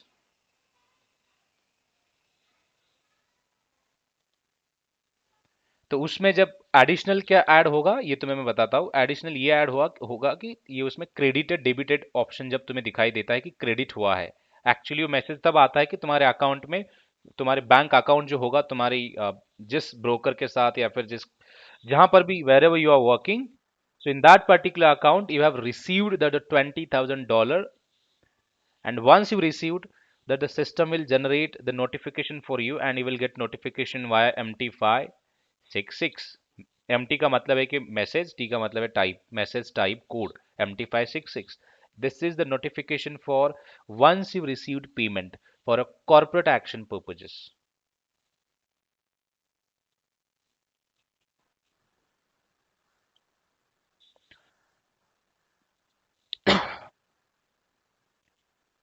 हम्म। हाँ, ये कॉर्पोरेट एक्शन तुम्हें पेमेंट डे के दिन आएगा। मैं तुम्हें इसमें भी लिख देता हूँ, ये जो आएगा। ठीक है, मैसेज टाइप। हाँ, received will be will be received on payment date or maybe value date, don't be confused in it। यही मतलब जो छोटी छोटी चीजें होती है ना, यहाँ पे ये लोग ज्यादा क्वेश्चंस पूछते हैं, and दिक्कत वही हो जाती है ना कि वही पता नहीं होती है। बड़े बड़ी तो हमने स्ट्रेटेजीज रट लिए, हमने और कुछ कुछ पढ़ लिए, बट प्रोसेसिंग लेवल की चीजें है जो नहीं आती। अभी जो भी बंदे अभी 10-15 साल का एक्सपीरियंस कैरी करते हैं, उनसे यही एक्सपेक्टेशंस है कि what are the process level, the operational excellencies, and what are those, and because everyone is eager to hear about those। क्या है, कौन से मिसेस होते हैं वहां पे, क्या मिस करते हैं, इम्पैक्ट क्या होता है, ये। एंड ये आएगा तुम्हें on- जब एक्स डेट अनाउंस करती है कंपनी, तब तुम्हें मिल जाएगा, ताकि तुम इवेंट प्रिपेयर करके रखो, क्रिएट करके रखो, पूरा सेटअप करके रखो। इसलिए तुम्हें रेडी करना होता है ना तुम। Exactly exactly। उन्हीं का काम ही वही है, इसलिए हम, अगर कोई एनएवी का बंदा है तो जाके उन्हीं के पास जाता है, भाई देखो गलत प्रोसेस हुआ लगता है, गलत सेटअप हुआ लगता है। रिकॉन का बंदा है भी उनके पास जाएगा। कोई अलग अलग एनएवी का भी कोई ऐसे वेरिफिकेशन कर रहा है, वो भी उनके पास जाएगा, भाई देखो कि ये लग रहा है कि मुझे कॉर्पोरेट एक्शन के रिलेटेड ब्रेक है। अभी कैसे लगेगा? क्योंकि ये इन्फॉर्मेशन, ये टाइप पता चलेगा, टाइप, तुम्हारा फिर ये नाम पता चलेगा, डेट पता चलेगा, ये सेंट्रलाइज इन्फॉर्मेशन है, ये तुम ब्लूमबर्ग के ऊपर भी होती है। अभी ब्लूमबर्ग कैसे दिखता है वो भी तुम्हें बता देता हूँ, अगर तुमने काम किया होगा ना उसके ऊपर। नहीं।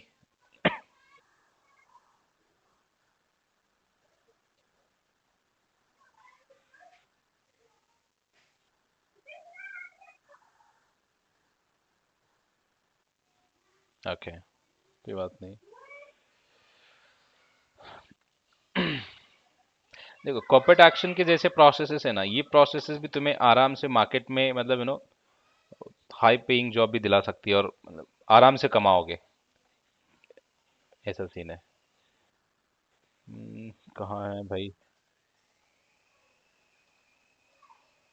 बहुत दिक्कत आती है यार। ये बंदा है।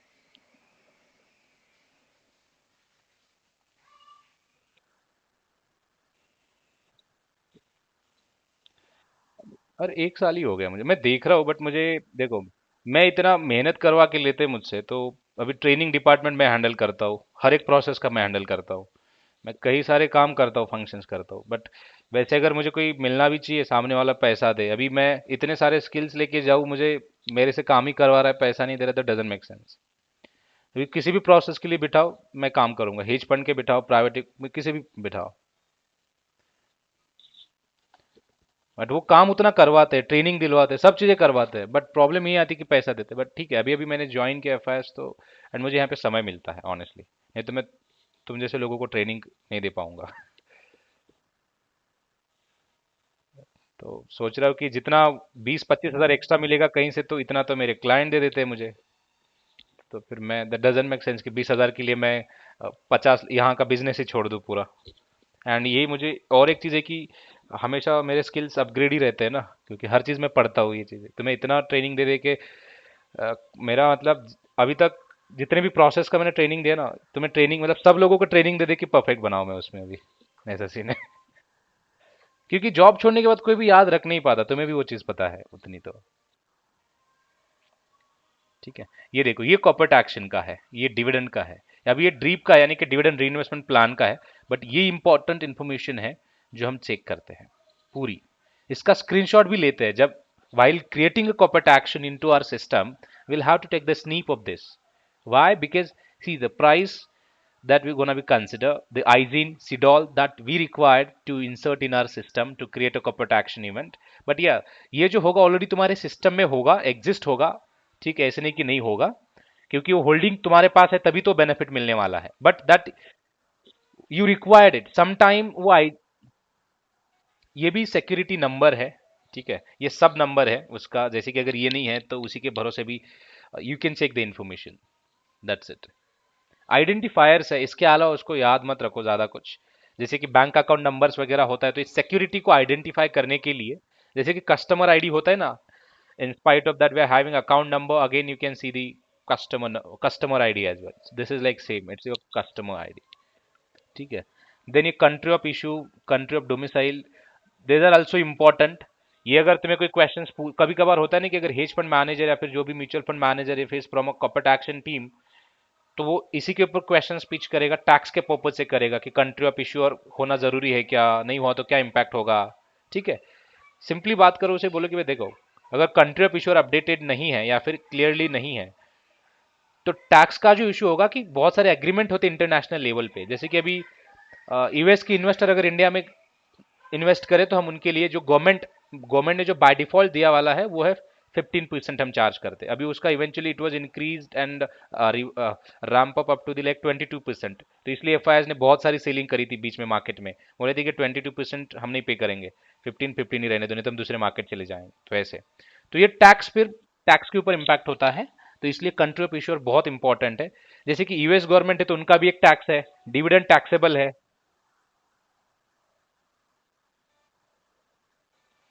और नहीं, डोमिसाइल मतलब ये है कि एड्रेस के पर्पज से है कि वो एंटिटी कहाँ पे लिस्ट हुई है। ठीक है, बट इश्योर जहाँ पे होता है कि जो, जब तुम कुछ बेनिफिट किस कंट्री से आ रहे, डोमिसाइल का देखो, डोमिसाइल का यूएस, विदाउट विदाउट टैक्स और withholding tax, holding with tax simple. तो उस केस में ही तुम्हें ये इंपॉर्टेंट है, if the corporate action is non taxable you don't need to check anything, simple. ये फंडा,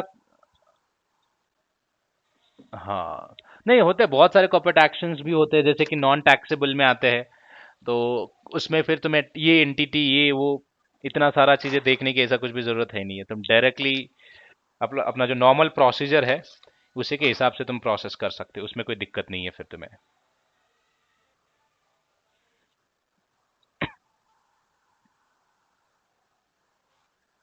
नहीं लगेगा, डिपेंड करता है कॉर्पोरेट एक्शन, और उस मतलब depend, everything is depends on the corporate action, कि वो कैसे आ रहा है। ये अभी इन्फॉर्मेशन किसको होती है, अगर ये मुझे पूछोगे, तो ये पूरी पूरी इन्फॉर्मेशन ये कस्टोडियन के पास होती है, क्योंकि ये कस्टोडियन पूरी की पूरी होल्डिंग अपनी वहां पे बना के, मतलब उसी के अकाउंट के थ्रू ये अकाउंट सर्विसिंग की फैसिलिटी देते हैं ना, डिमैट अकाउंट फैसिलिटी, तो उनको सब अपडेट रहती है उसके ऊपर।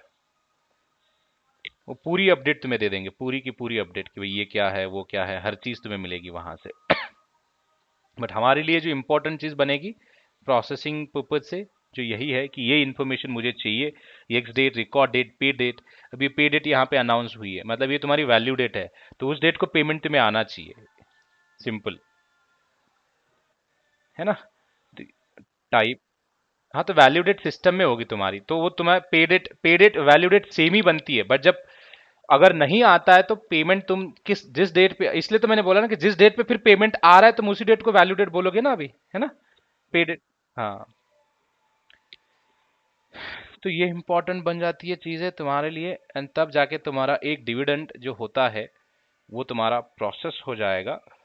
एंड प्रोसेस होने के बाद, अभी प्रोसेस समझो यहाँ एनएवी के यहाँ पे अगर हम लोग आ जाते हैं, अभी डिविडेंड तुम्हारा प्रोसेस हो गया, अभी हम लोग आए एनएवी के पास आए हैं, है ना। यहाँ तक तुमको पता चला ना कि डिविडेंड अभी आ गया, MT56 हमने बना दिया, डिविडेंड आ गया तुम्हारे सिस्टम में, सब आ गया। तो अभी मैं एनएवी के ऊपर की बात करूंगा कि एनएवी जो डिविडेंड है, मेरा इनकम है, वो कितना है इनकम, $20,000। ठीक है। अगर ये मैं टोटल एसेट की भी बात करूंगा, तो टोटल एसेट के लिए जो अभी मेरे पास होल्डिंग होना जरूरी है, होल्डिंग मेरे पास है 1 लाख। देन जो प्राइस है जो अपन ने यहाँ पे ली थी, जब ट्रेडिंग कर रहा था मैं उसके साथ, तो मेरा ये जो प्राइस है $10 है पर शेयर। तो अगर मैं इसको $10 को इनटू ये कर लूँ,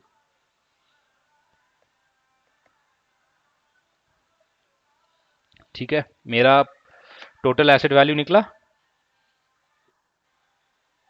ये मेरा टोटल होल्डिंग है, ये भी निकला।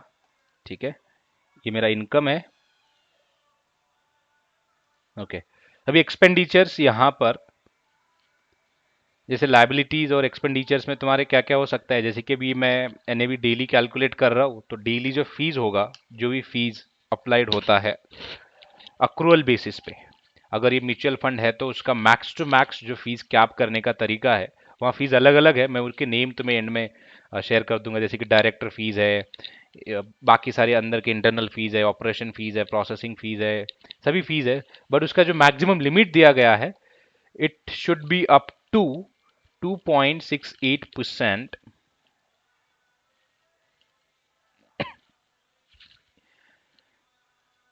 ये इंक्रीज होता है मैक्स टू मैक्स, जब ये इंक्रीज होगा तो ये इंक्रीज हो जाएगा तुम्हारा 30 पॉइंट बीपीएस से, 0.30 बीपीएस से, मतलब पॉइंट्स का एक कैलकुलेटर है उनका, दैट्स इट, ये कुछ नहीं, मतलब 30 पॉइंट से। तो ये रिवाम्प होके, सॉरी, ऐसे ऐसे कर देता हूँ मैं, 250, तो ये हो जाएगा 280 मैक्स टू मैक्स तुम्हारा फीस।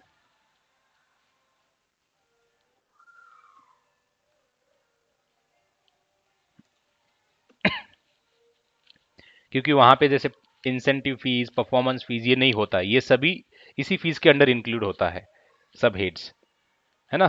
क्योंकि तुम्हें डायरेक्टली अलग से कुछ चार्ज नहीं करते, तो क्या कर देते कि वो एनुअली बेसिस पे will charge 2.8% on the total asset under management. जितनी भी एसेट अंडर मैनेजमेंट है पर इंडिविजुअल इन्वेस्टर की, मैं उन्हीं के ऊपर मैं अपना 2.8% चार्ज कर रहा हूँ। एंड फीस चार्ज करने के बाद जितनी फीस आती है, वो म्यूचुअल फंड हाउस का काम है कि वो कौन सी फीस किस अकाउंट को एलोकेट करना है। जैसे कि अभी मैं नाम भी कुछ लिखूंगा, ये भी इंपॉर्टेंट है एक्टिविटी।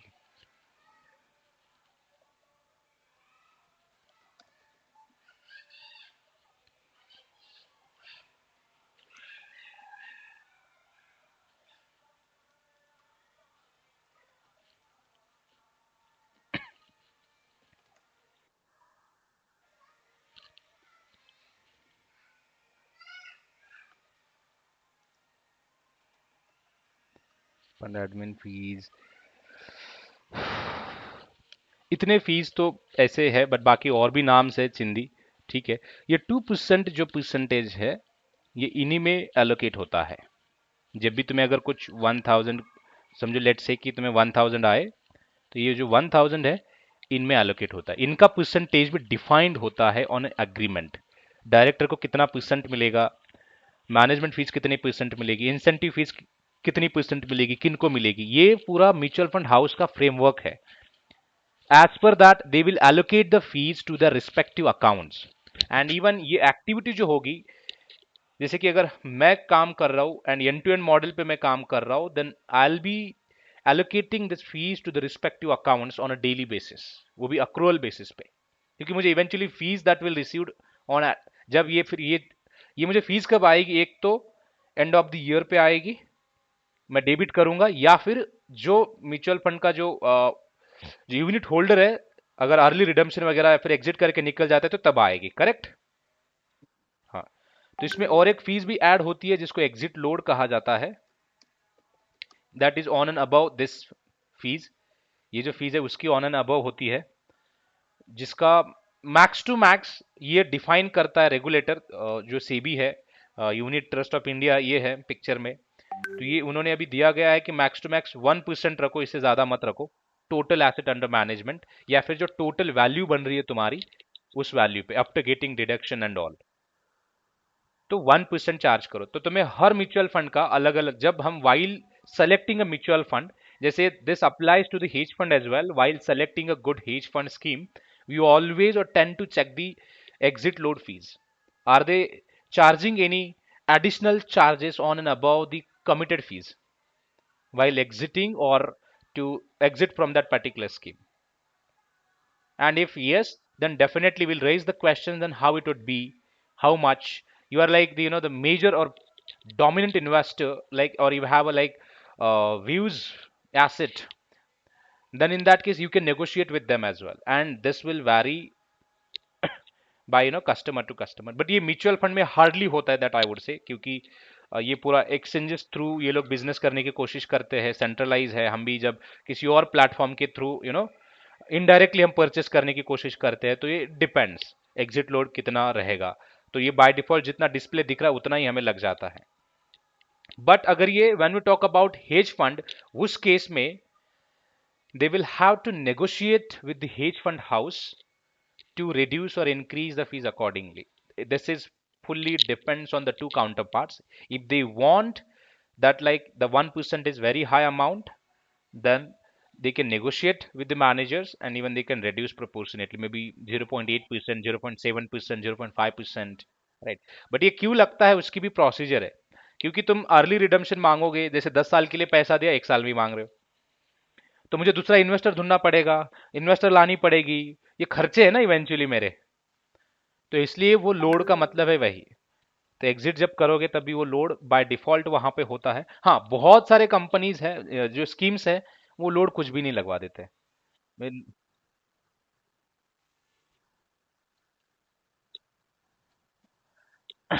अर्ली नहीं, अर्ली अर्ली अर्ली रिडम्पशन के लिए ही ये चीज अप्लाई होती है, हाँ, ज्यादा तौर पर। ठीक है। एंड अगर मेरा स्कीम ही समझो 1 साल में अभी एंड हो रहा है एंड सभी का सभी मुझे अभी विथड्रॉल तो कर ही देना है, मतलब रिडीम कर ही देना है, तो उस केस में हार्डली कोई ऐसी स्कीम दिखेगी तुम्हें जो चार्ज कर रही है। बट ठीक है, ये कोई प्रोविजन नहीं है कि तुम रिडम्पशन के तौर पर, अगर उन्होंने वैसे रेगुलेटर को कन्विंस किया हुआ है कि कई बार हो जाता है ना कि जिस इंस्ट्रूमेंट में हमने पैसे इन्वेस्ट किया था उसका सेलिंग प्रोसीजर है या फिर उसको रिडीम करना है, बहुत मतलब डिफिकल्ट जा रहा है, जैसे कि लिमन एंड ब्रदर्स के साथ हुआ। बॉन्ड्स होल्डर अभी भी वहां पे अटके पड़े हुए, तो उनका रिडम्पशन अभी भी हो रहा है। तो अभी अगर कोई उसके ऊपर काम कर रहा है प्रोसेस करने के लिए, वो रिडम्पशन तुम्हारे अकाउंट तक लेके आ रहा है प्रोसेस करके, तो तुम्हारा भी बनता है ना यार कि एज अ इन्वेस्टर भी थोड़ा बहुत तो दे दो उनको भी, उनका भी घर चले, मतलब it's like a fees that you are offering to bring that money into your account और process that money into your account.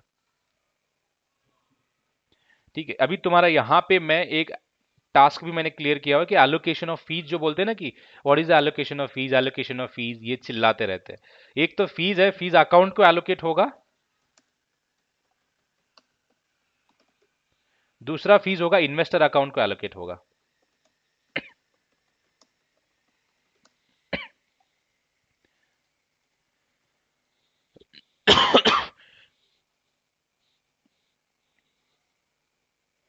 एक ही मिनट है। हेलो। यस।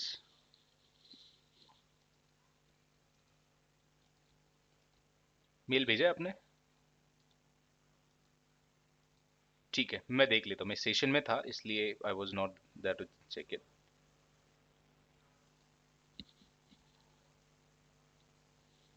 किसका? जीएमटी है ना, मैं पूरी चीजें वहां पे मेल पे इसलिए मैंने बोला कि अगर तुम मुझे कुछ अगर दे दोगे तो मैं तुम्हें वो डिटेल्स पूरी लिख के दे दूंगा कि मेरे टैगलाइन हर चीज जो भी है।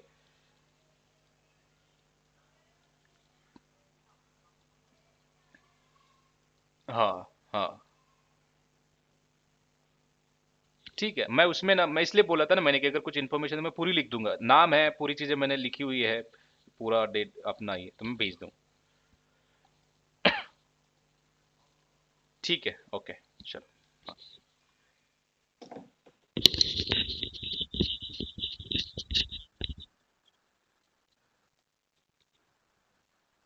Exactly exactly. ये फीस अलग देखो, यहाँ पे अभी और एक होता है। जैसे कि तुमने मास्टर फीडर का स्ट्रक्चर बहुत ही ऐसे डिफिकल्ट लगता है, बट कुछ है ही नहीं है वो। इवेंचुअली जब स्टडी मैं कर रहा था तब काफी सारी चीजें क्लियर हुई। ये फीस होता है ना एलोकेट, तो ये फीस फंड लेवल पे भी एलोकेट होता है।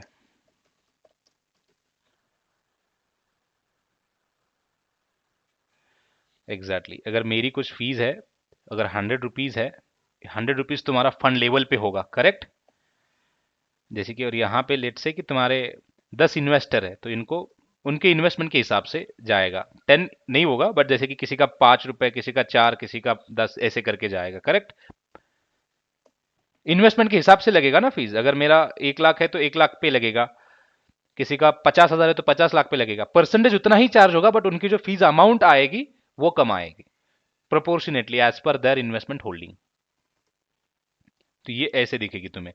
तो ये तुम्हारा टैली होना चाहिए ना। जैसे कि अभी ये कितना हो रहा है, ये 60 हो रहा है, चलो मैं इसमें 20 कर देता हूँ, इसको मैं 30 कर देता हूँ। अब कितना हो जाएगा? 90 हो जाएगा। यहाँ पे मैं 15 कर देता हूँ, यहाँ पे 15 कर देता हूँ। अब हुआ ये 100। ये फीस तुम्हारा 100 एलोकेट हो रहा है, जो अलग अलग तुम्हारे इन्वेस्टर्स है। एंड ये फीस है उसके अगेंस्ट में, जो फंड लेवल पे फीस जो चार्ज हो रही है वो 100 हो रही है। ये इतनी फीस इन इन्वेस्टरों को हो रही है, एंड इतनी ही फीस फीस एलोकेट होगी तो ये जाएगी जेब में किनके? जो फीस, एग्जैक्टली जो फीस तुमसे लेते हैं।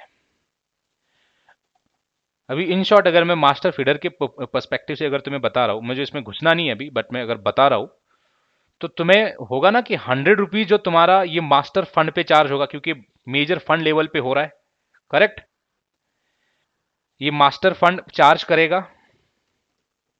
मास्टर फंड ने बोल दिया कि मैं 100, जैसे इन्वेस्टर अकाउंट एलोकेट हमने कर दिया ना, वैसे सेम यहाँ पे फंड्स होंगे।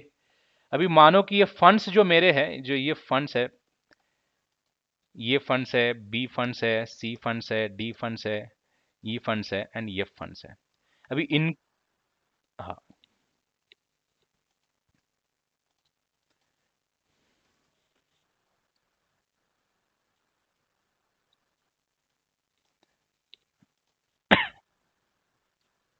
वो भी बता देता हूं मैं, चलो।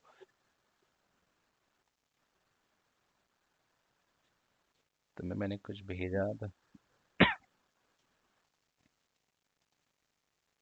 है ना डॉक्यूमेंट, मैंने इसलिए तुम्हें भेजा था। तुमने नहीं देखा शायद।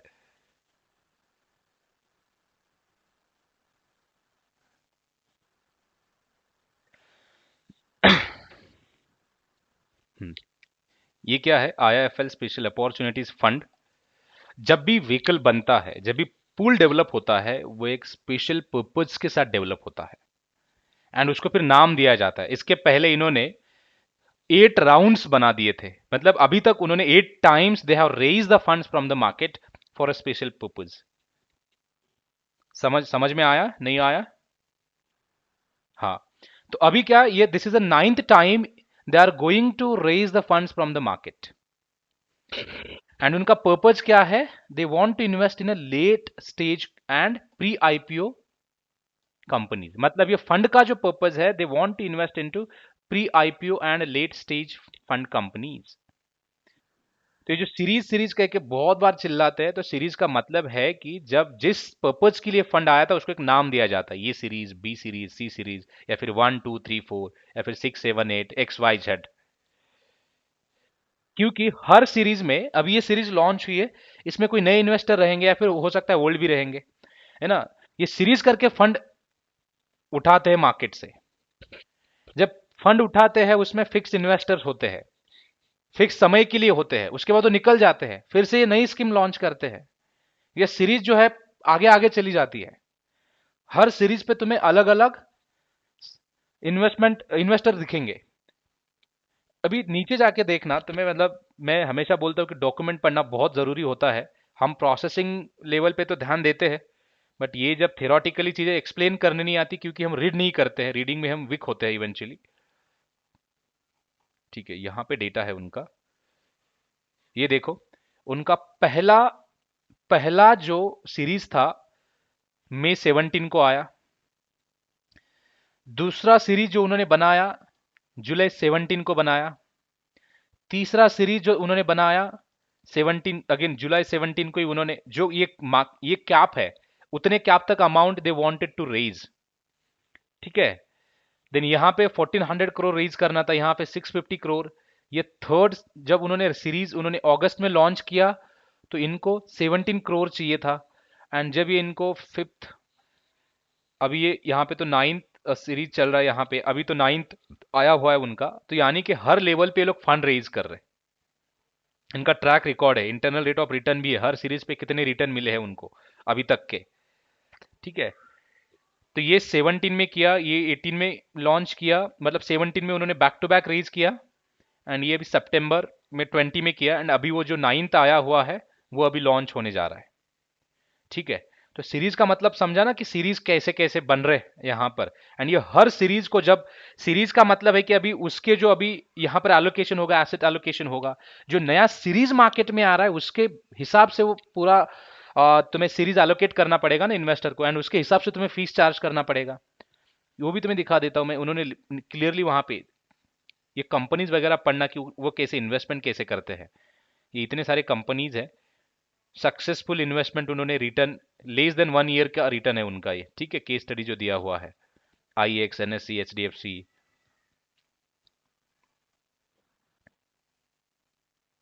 ये ऐसी बॉडी दिखेगी तुम्हें, ये ऑडिटर्स दिखेंगे तुम्हें जो एक्सपर्ट होते हैं, पूरी चीजें मैनेज करते हैं, ये है फंड मैनेजर्स।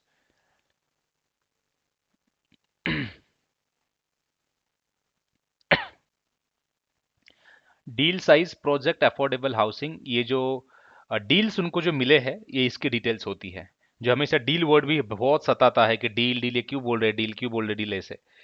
जो उनको कोई, जैसे कि अभी ये अफोर्डेबल होम हाउसिंग, मतलब उनको कोई रियल स्टेट सेक्टर से कंपनी मिली है या फिर प्रोजेक्ट मिला है, उनको इतना कैपिटल इन्फ्यूज करना है। ठीक है। तो ऐसे पर्पस पहले ढूंढते हैं, उसके हिसाब से कैपिटल एलोकेट करते हैं। तो एक्टिविटी तुम्हें दिखेगी कि जैसे कैपिटल एलोकेशन भी दिखेगा। तो ये ध्यान में इतना मत रखना, मैं जैसे ही अभी चीजें दिख रही है तो मैं, बट मुझे जो इंपॉर्टेंट था फीस, ये देखो ऐसे होता है शेयर क्लास। अब ये भी तुमने वर्ड सुना रहेगा, क्लास ए, क्लास 2, क्लास 3, क्लास 4, क्लास 5। तो उसके हिसाब से मेरी मैनेजमेंट फीस देखो, डेली मैनेजमेंट फीस इतनी चार्ज हो रही है। क्लास ए को 2% चार्ज कर रहा हूं, उसका जो मार्केट कैप है लेस देन 5 करोड़ है। दिख रहा है ये वाला, up to 1 crore, less than 5 crore, 2%। अब ये क्लास जो वर्ड्स था तुम्हारा, शेयर क्लास, शेयर क्लास, वो क्लियर हो जाएगा यहां पर। देखो, ये मतलब मार्केट उसके कैपिटल कैप के हिसाब से वो अपना फीस, जितना ज्यादा cap 15 crore and above 1.5% charge कर रहे, ओनली 1.5%। तब जाके तुम्हारी जो इक्वलाइजेशन है ना, इक्वलाइजेशन इन फीस एलोकेशन, तभी एलोकेशन अच्छे से बनेगा ना। मतलब जो ज्यादा है वो ज्यादा फीस फीस बेयर करेगा, कम है वो कम फीस बेयर करेगा। उनको वैसा नहीं चाहिए, उनको एक समान फीस पे करो अपने अपने इन्वेस्टमेंट के हिसाब से। या फिर बहुत बार ऐसे होता है ना कि जो ज्यादा है उसकी ज्यादा रिस्क है इवेंचुअली। एम आई राइट? अगर 15 किसी का, अगर 1 करोड़ का तुमने 1 करोड़ कंट्रीब्यूट कर दिया, मैंने 15 करोड़ कर दिया, अभी वो प्रोजेक्ट डूब गया, तो मेरा तो 15 करोड़ का लॉस है भी वो, तो मैं फीस क्यों ज्यादा भरूंगा? तो ये नेगोशिएशन होता है।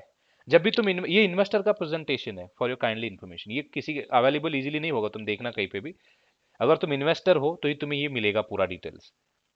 ये कंपनियां शेयर करती है, नहीं तो ये प्राइवेटली सर्कुलेट यहाँ पे लिखा हुआ है, देख लेना। इसलिए इन्फॉर्मेशन हमें बहुत बार होता है ना कि डॉक्यूमेंट क्या होता है, कहाँ होता है। एंड जब भी अभी कोई एंटिटी फिर सेटअप हो रही है तो ये डिटेल्स, अगर तुम प्राइवेट इक्विटी में जॉब करने के लिए जाओ या फिर ऐसे हेज फंड में जाओ तो ये पूरी डिटेल्स तुम्हारे पास होती है। ये मैनेजमेंट फीस कितनी कमिटेड हुई थी वो देखोगे आप ओपन करके डॉक्यूमेंट्स की टर्म्स में। एंड वैसे ही फीस एलोकेट होनी चाहिए उस पर्टिकुलर अकाउंट को। राइट, ये placement fees, aggregate commitment capital, मतलब ये जो पूरी है ना, इनका टोटल है जो 2% आना चाहिए इवेंचुअली। ये मैनेजमेंट फीस को उन्होंने लिखा जो है ना कि ये इवेंचुअली 2% आना चाहिए। लिखा है ना कि up to 2% of the aggregate commitment capital, ये कमिटमेंट कैपिटल है, उसका 2% आना चाहिए ऑन एन एवरेज। यहाँ पर जो है 10%, 15%, ये छोड़ दीजिए चीज़ें, मैं तो बताऊंगा, लेकिन जो तुम्हें मैं दिखाने वाला था चीज़ें यही थी, तो ऐसी मेंशन्ड होती है चीज़ें, कितना मिलने वाला है कितना नहीं मिलने वाला है, वो हर चीज़ डिफाइंड होती है। फंड टेन्योर भी डिफाइंड होता है, अप टू 5 इयर्स ये लोग फंड रेज कर रहे हैं। मतलब अगर आज तुम करोगे तो ये पूरे 5 साल के लिए फंड यूज होगा। उसके बाद वो लोग अपना फंड रिडम्पशन का मतलब यानी कि फंड रिटर्न का प्रोसीजर इंप्लीमेंट करेंगे। ठीक है, तो ये सीरीज जो था, सीरीज मार्केट कैप से हिसाब से डिफाइंड होता है। ये क्लास, जो क्लास होता है, क्लास तुम्हारे मार्केट कैपिटल जितने, मतलब ये एक इन्वेस्टर का क्लास है एक्चुअली। 1 करोड़ में कितने इन्वेस्टर्स आते हैं, मोर देन 5 करोड़ में कितने आते हैं, more than 15 crore and above में कितने आते हैं, है ना। 1 करोड़ to 5 करोड़ में जब क्लास बना रहा हो तो उसमें कितने आते हैं। तो इसी का है एक्चुअली ये, बाकी कुछ नहीं है। इन्वेस्टर के हिसाब से, उनके कैपिटल के हिसाब से मैं एक क्लास बना रहा हूँ, है ना। एंड सीरीज जो होता है, जो फंड रेज करने का जो स्ट्रेटेजी है, यहां पर देखोगे आप,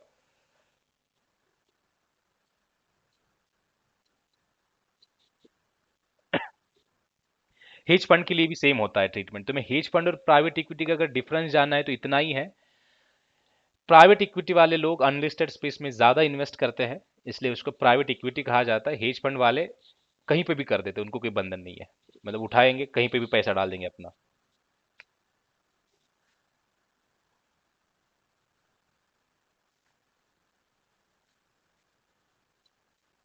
हाँ, मतलब कंटिन्यूअसली, वैसे वो रेगुलेटेड नहीं है इसलिए वहां बोला जाता है, बट इवेंचुअली ऐसे कोई 1 साल में 3 साल में नहीं निकलता है। अगर कोई अपॉइंट कर रहा है मैनेजर को तो एक पर्पज है उसका, मुझे नेक्स्ट 10 इयर्स का टारगेट बनाना है। अगर वैसे होता तो हमारे जॉब की मतलब इनसिक्योरिटी का जो होता है ना मसला, वो कभी नहीं छूटता। क्योंकि फिर इन्वेस्टर अभी 20,000 करोड़ दे रहा है, नेक्स्ट क्वार्टर में रिटर्न लेके भाग रहा है। अभी फंड ही नहीं तो मैनेजर क्या घंटा मैनेज करेगा, क्या मैनेज करोगे फिर वहां पे, क्या ऑपरेशन एक्टिविटी दोगे। तो इसलिए अगर कोई फंड आ रहा है, इन्फ्यूज हो रहा है ना, तो बहुत लॉन्ग टर्म तक चलता है। हाँ, लेकिन ये जरूर प्रोविजन है कि वो लिक्विडेट करके रखो, लिक्विड करके। हाँ, इन्वेस्टेड मत रखो, लिक्विडेट करके रखो। 1 साल में तुमने इन्वेस्ट लिक्विडेट करो, दिखाओ है।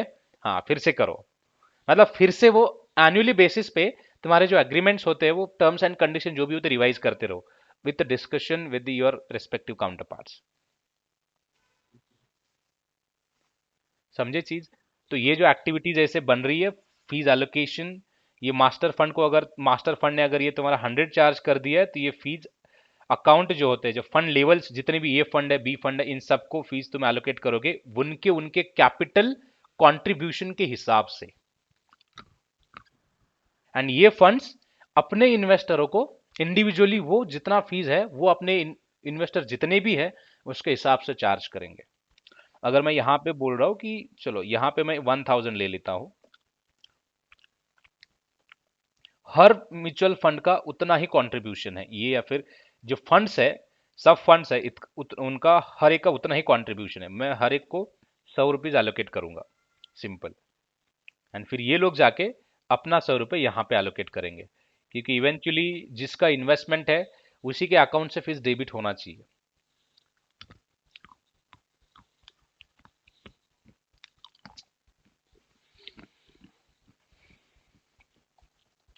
समझ रहे हो, चीजें समझ में आ रही है नहीं आ रही है।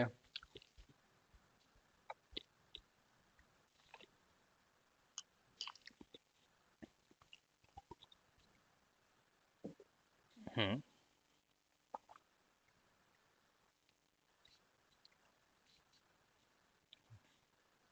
नहीं, ये चीजें जब जब लिंक हो जाती है ना, तब तब मैं बता देता हूँ, ताकि इसलिए बता देता हूँ कि ताकि जब तुम पिछले वाला भूल ना जाओ, या फिर जो आने वाला आगे उसे तुम लिंक करोगे, सोचोगे उसके बारे में। क्योंकि ये एंटायर एक ही प्रोडक्ट है। फंड अकाउंटिंग करके रट लगाते कुछ अलग है ही नहीं, एक ही प्रोडक्ट है, एक ही एक्टिविटीज ऐसा ही है। कोई कुछ और कर रहा है, कोई कुछ कर रहा है, बट इवेंचुअली अकाउंटिंग ही करते बैठ रहा है। चाहे तुम भले ही फीस एलोकेट करो, भले ही तुम किसी एक्सपेंसेस डिपार्टमेंट में काम करो, profit and loss account review करने के लिए बैठो, all the activities comes under accounting.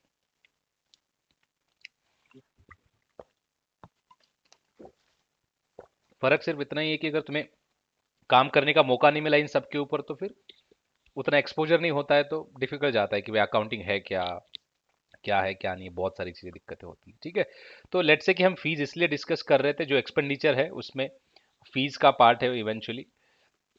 तो फीस हमारी जो है इस फंड के लिए, मैं अज्यूम कर लेता हूँ कि कुछ 5,000 लाइबिलिटी जो होने वाली है, जो आउटस्टैंडिंग एक्सपेंसेस है, हो सकता है वो फीस है हमारी। अभी फंड के लिए तो एक्सपेंसेस ही जो लाइबिलिटी में कन्वर्ट होते हैं, या फिर टैक्स भी होते हैं समटाइम। ठीक है, टैक्स जो है अभी तक पे नहीं हुआ है, या फिर एक्सपेंडिचर अभी तक प्रोविजन करके रखी है, नहीं दी हुई है, तो वो हो सकता है, तो मैं उसको भी चलो ले लेता हूँ। तो लाइबिलिटीज मेरी इतनी बन रही है। तो अब मुझे कैलकुलेट करना है मेरा एनएवी। तो मेरी मार्केट वैल्यू मुझे मिल गई, मेरा जो इनकम है मुझे मिल गया, उसमें से जो मेरा जाने वाला है ये जाएगा। हाँ, तो मैं माइनस करूंगा तो मैं एनएवी निकाल दूंगा। तो फॉर्मूला जब मैं अगर बनाऊँ एनएवी का, है क्या इसमें फंक्शन? नहीं, बाहर में जाए। तो मैं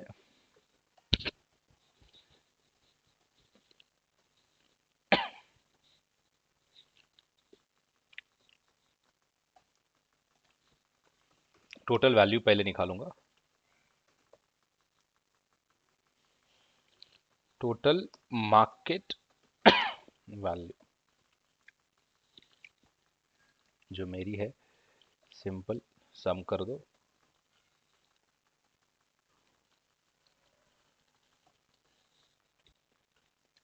मेरी मार्केट वैल्यू जो बन रही है, मेरी इतनी बन रही है। और अगर मैं एनएवी करना है मुझे, तो वही फॉर्मूला जो तुम्हारा नॉर्मल हुआ।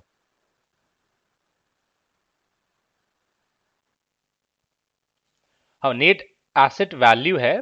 ठीक है, अभी अभी जो मैंने निकाला है net asset value as per market निकाला है, बट अगर मुझे एनएवी पर यूनिट निकालना है, तो उसके लिए जो नंबर ऑफ शेयर्स मेरे जो है उसको मैं डिवाइड करूंगा, तब जाके मेरा वो बनेगा चीज़।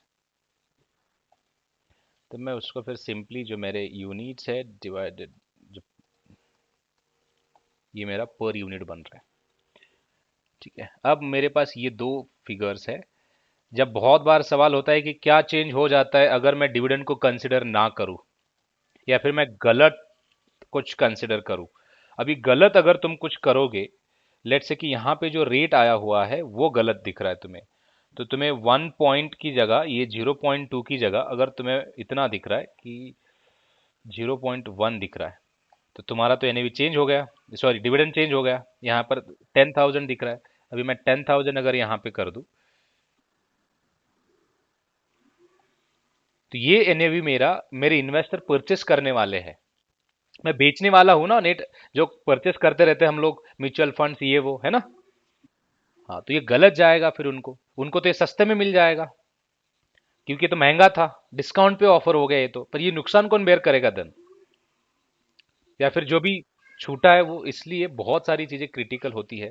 कोई अगर छूटता है, उसका डायरेक्टली इम्पैक्ट होता है। कुछ कॉर्पोरेट एक्शंस है, अगर थोड़ा बहुत इधर उधर हो जाता है, प्राइसिंग में हो जाता है, तो देखो, प्राइसिंग रिलेटेड जितनी भी चीजें होती है, प्राइसिंग यानी कि प्राइस, वो पूरी अफेक्ट करती है। हर एक कॉर्पोरेट एक्शन अगर बुक गलत प्राइस से होता है, हर एक की बात कर रहा हूं एक्सेप्ट नेम चेंज, तो उसका तुम्हारे एनएवी के ऊपर असर हो जाता है। वो मैं आगे आगे बताऊंगा एग्जाम्पल जैसे उठाते हैं, बट याद ये रखना हमेशा। एंड अगर कोई नॉर्मल है जिसमें सिर्फ इंटरनल मूवमेंट होता है, पूरा अच्छे से बुक हुआ है, बट इंटरनल मूवमेंट है, कुछ नहीं है, जैसे कि रिवर्स स्प्लिट है, स्टॉक स्प्लिट है, एंड अच्छे से बुक भी हुआ है, बट उस केस में कुछ इंपैक्ट वगैरह कुछ घंटा नहीं होता है। इंक्रीज एंड डिक्रीज सिर्फ नंबर ऑफ शेयर्स में होते हैं। इसमें अगर मैं इंक्रीज एंड डिक्रीज कर दूं, इसमें अगर मैं 1 लाख की जगह सॉरी, इसमें अगर 1 लाख की जगह 2 लाख कर दूं एंड प्राइस पर शेयर 10 की जगह 5 कर दूं, तो वैल्यूएशन में कुछ चेंज नहीं होगा मेरे, तो एनएवी के ऊपर कुछ असर नहीं करेगा, है ना। तो ये सवाल आता है ना कि अगर रिवर्स स्प्लिट हो रहा है, उसमें सब समझो अच्छे से बुक हुआ है, तो एनएवी के ऊपर क्या इम्पैक्ट होगा, कैसे होगा। जो हमने सीखा हुआ है तो यही है कि भाई कुछ इम्पैक्ट नहीं, मतलब इम्पैक्ट होगा ये हमने, क्योंकि जो लोग if you are not belong to NAV and all, तो यही कंसिडर कर लेते कि हाँ होगा, इम्पैक्ट तो होगा। बट इवेंचुअली कुछ इम्पैक्ट नहीं होगा, रिवर्स स्प्लिट का, स्टॉक स्प्लिट का कुछ भी नहीं होगा। इम्पैक्ट का मत हाँ, इम्पैक्ट का मतलब एग्जैक्टली हाँ, स्टॉक उस समय होगा, इम्पैक्ट होना इन द सेंस कि कुछ तुम्हारा जो करंट होल्डिंग है उस पे कुछ एक्स्ट्रा ऐड हो रहा है, प्रोपोर्शनेटली तुम्हारी प्राइस भी अगर बढ़ रही है तो। जैसे कि अभी डिविडेंड तुम्हें रिवर्स स्प्लिट हुआ, स्टॉक स्प्लिट हुआ, उसमें क्या होता है, नंबर ऑफ शेयर चेंज हो रहे हैं, वैल्यू कुछ चेंज नहीं हो रहा है, तो क्या चेंज होगा, फिर कुछ नहीं होगा ना। एंड अगर मैं ये बात बोल रहा हूँ कि चलो राइट डिस्ट्रीब्यूशन की मैं बात कर रहा हूँ, अभी राइट डिस्ट्रीब्यूशन में तुम्हारे शेयर्स बढ़ेंगे, अगर 1:1 है तो यहाँ पे तुम्हें 1 ये तुम्हें एक्स्ट्रा मिलेंगे, बट प्रोपोर्शनेटली तुम उसकी वैल्यू भी तो पे कर रहे हो, फ्री में तो नहीं मिल रहा है ना कुछ। हाँ, उस केस में तुम्हारी कॉस्ट जैसे बढ़ती है, एसेट एक्विजिशन जैसे बढ़ती है, उतना प्रोपोर्शनेटली एनएवी डिफरेंस तुम्हें दिखने लगता है, क्योंकि जो अभी राइट डिस्ट्रीब्यूशन मिलेंगे वो डिस्काउंट पे मिलेंगे, बट जब तुम एवरेजिंग करोगे तो उसका प्राइस कुछ कम दिखेगा, बट इवेंचुअली तुम्हारी अगर यूनिट्स जो आउटस्टैंडिंग शेयर है वो भी बढ़ रहे हैं प्रोपोर्शनेटली। दोनों तरह से अगर कुछ बढ़ रहा है ना, कुछ इंपैक्ट नहीं होता है, याद हमेशा रखना। ठीक है, अगर दोनों तरफ से कुछ बढ़ रहा है। हाँ, अगर तुम्हें होता है ना, अभी डिविडेंड तुमने कुछ पे कर दिया, नहीं किया, तुम्हें एक्स्ट्रा मिला है। अभी बोनस इश्यू की अगर मैं बात करूं, बोनस इश्यू में तुम्हें, उसमें तुम कुछ पे नहीं करते हो, बट तुम्हें एक्स्ट्रा मिल जाते हैं, तो तुम्हें उसके साथ प्राइस भी मिल रही है ना। जैसे कि अभी इस पे 1:1 कंपनी ने बोनस इशू कर दिया, अभी तुम्हें बोनस, तुम्हें 1 लाख एक्स्ट्रा शेयर्स मिल रहे, उसी के साथ साथ जो मार्केट में करंट प्राइस चलती है, तुम्हें बोनस इश्यूज भी वहां पे मिल जाएंगे। बट ये लॉजिक ये बन जाता है कि अगर उसमें चेंज होना चाहिए तो eventually market price of that particular shares वो डाउन हो जाती है, मतलब मार्केट कैपिटलाइजेशन उनका प्रोपोर्शनेटली डिक्रीज हो जाता है, नंबर ऑफ शेयर जब बढ़ते हैं तो उस केस में भी इम्पैक्ट कुछ होगा नहीं ज़्यादा, बट इवेंचुअली वही है कि जो पोर्टफोलियो में नंबर ऑफ शेयर्स तुम्हारे ऐड हो रहे हैं अकाउंटिंग पर्पज के लिए, एंड उस बेनिफिट है इवेंचुअली है तुम्हें जो एक्स्ट्रा मिल रहे शेयर्स, नंबर ऑफ शेयर्स मिलते हैं, तो ऐड ही हो रहे तुम्हारे पोर्टफोलियो में, तो इसमें तुम्हें ज़रूर इम्पैक्ट दिखेगा। जैसे कि अगर इम्पैक्ट में बात करूँ, यहाँ पे बोनस इश्यूज आ रहे हैं, यहाँ पे मुझे 1 लाख आ गए, तो मेरे यहाँ पे 2 लाख हो जाएंगे, अगर मैं 2 लाख कर दूँ, तो मार्केट प्राइस जो मेरा रहेगा वहां पे, जब 2 लाख आ जाते हैं तो मार्केट प्राइस मैंने बोला कि प्रोपोर्शनेटली डिक्रीज हो जाता है, अभी 10 था, तो 10 की जगह अप टू ₹5 तुम्हें इमीडिएटली उसी इफेक्ट से दिखाई देगा कि मार्केट गिर गया उसका, तो मार्केट प्राइस कम हो गई, तो उस केस में भी तुम्हें कुछ घंटा मतलब जब, हाँ, इसके पास बाद जो बेनिफिट मिलेगा वो अच्छा तगड़ा मिलेगा, जैसे डिविडेंड आता है तो अभी 2 लाख के ऊपर मिलेगा, अगर और कुछ मिल रहा है, कंपनी वोटिंग वगैरह पूछ रही है मुझे, तो 2 लाख के ऊपर मिलेगा वैसे, तो ये बेनिफिट्स आ गए। बट इवेंचुअली एनएवी के ऊपर कुछ होगा नहीं असर, क्योंकि मेरा एनएवी प्रोपोर्शनेटली कम होते जाएगा मार्केट में, ये सो मार्केट वैल्यू जो है मेरे फंड का वो कम हो जाएगा। ₹10 का शेयर 5 में मिलेगा आफ्टर बोनस इश्यूज, मतलब तुम्हें बोनस एक्स्ट्रा शेयर्स तो मिल गए, बट तुम्हारे शेयर्स की प्राइस डिक्रीज होगी प्रोपोर्शनेटली, है ना। ओके, चलो ये हुआ तुम्हारा डिविडेंड, जब हमने यहाँ पे कर दिया डिविडेंड का, जो एंड तक आए यहाँ पे हम लोगों ने यहाँ पे डिविडेंड कैलकुलेट भी किया, अप्लाई किया डिविडेंड। यहाँ पे और 2-3 चीज़ें होती है, जैसे कि ये फीस का पार्ट तो छोड़ दो, जो चीज़ें होती है डिविडेंड, बहुत बार इस वैल्यू में ऐड करने की जगह कई सारे फंड्स इसको रिटेन अर्निंग की तरह लेते हैं, कई बार ऐसे कॉन्ट्राडिक्टरी स्टेटमेंट तुम्हें मिलेंगे कि मैं ये एनएवी में ऐड करूंगा या फिर उसको रिटेन गेन में रख के उसको री इन्वेस्ट करूंगा। ठीक है, मैं तुम्हें हर एस्पेक्ट जो है, पॉसिबल एस्पेक्ट जो है, मैं समझाने की कोशिश कर रहा हूँ। ठीक है, ताकि तुम्हें जिस तरह से भी सवाल आए तो you can protect yourself and you can answer to it, that's my purpose only. हाँ, तो है यहाँ पे मैं कर ही रहा हूँ, तो तुम्हें भी मैं बता ही रहा हूँ, और मतलब लिख भी रहा हूँ और बता भी रहा हूँ यहाँ पे। ठीक है, तो ये रिटर्न गेन एक कॉन्सेप्ट है, या उसके बाद होता है कि डिविडेंड री इन्वेस्टमेंट प्लान भी होता है। ठीक है, ड्रीप कहोगे उसको, जो डिविडेंड आएगा, डिविडेंड इन्वेस्ट री इन्वेस्ट करो।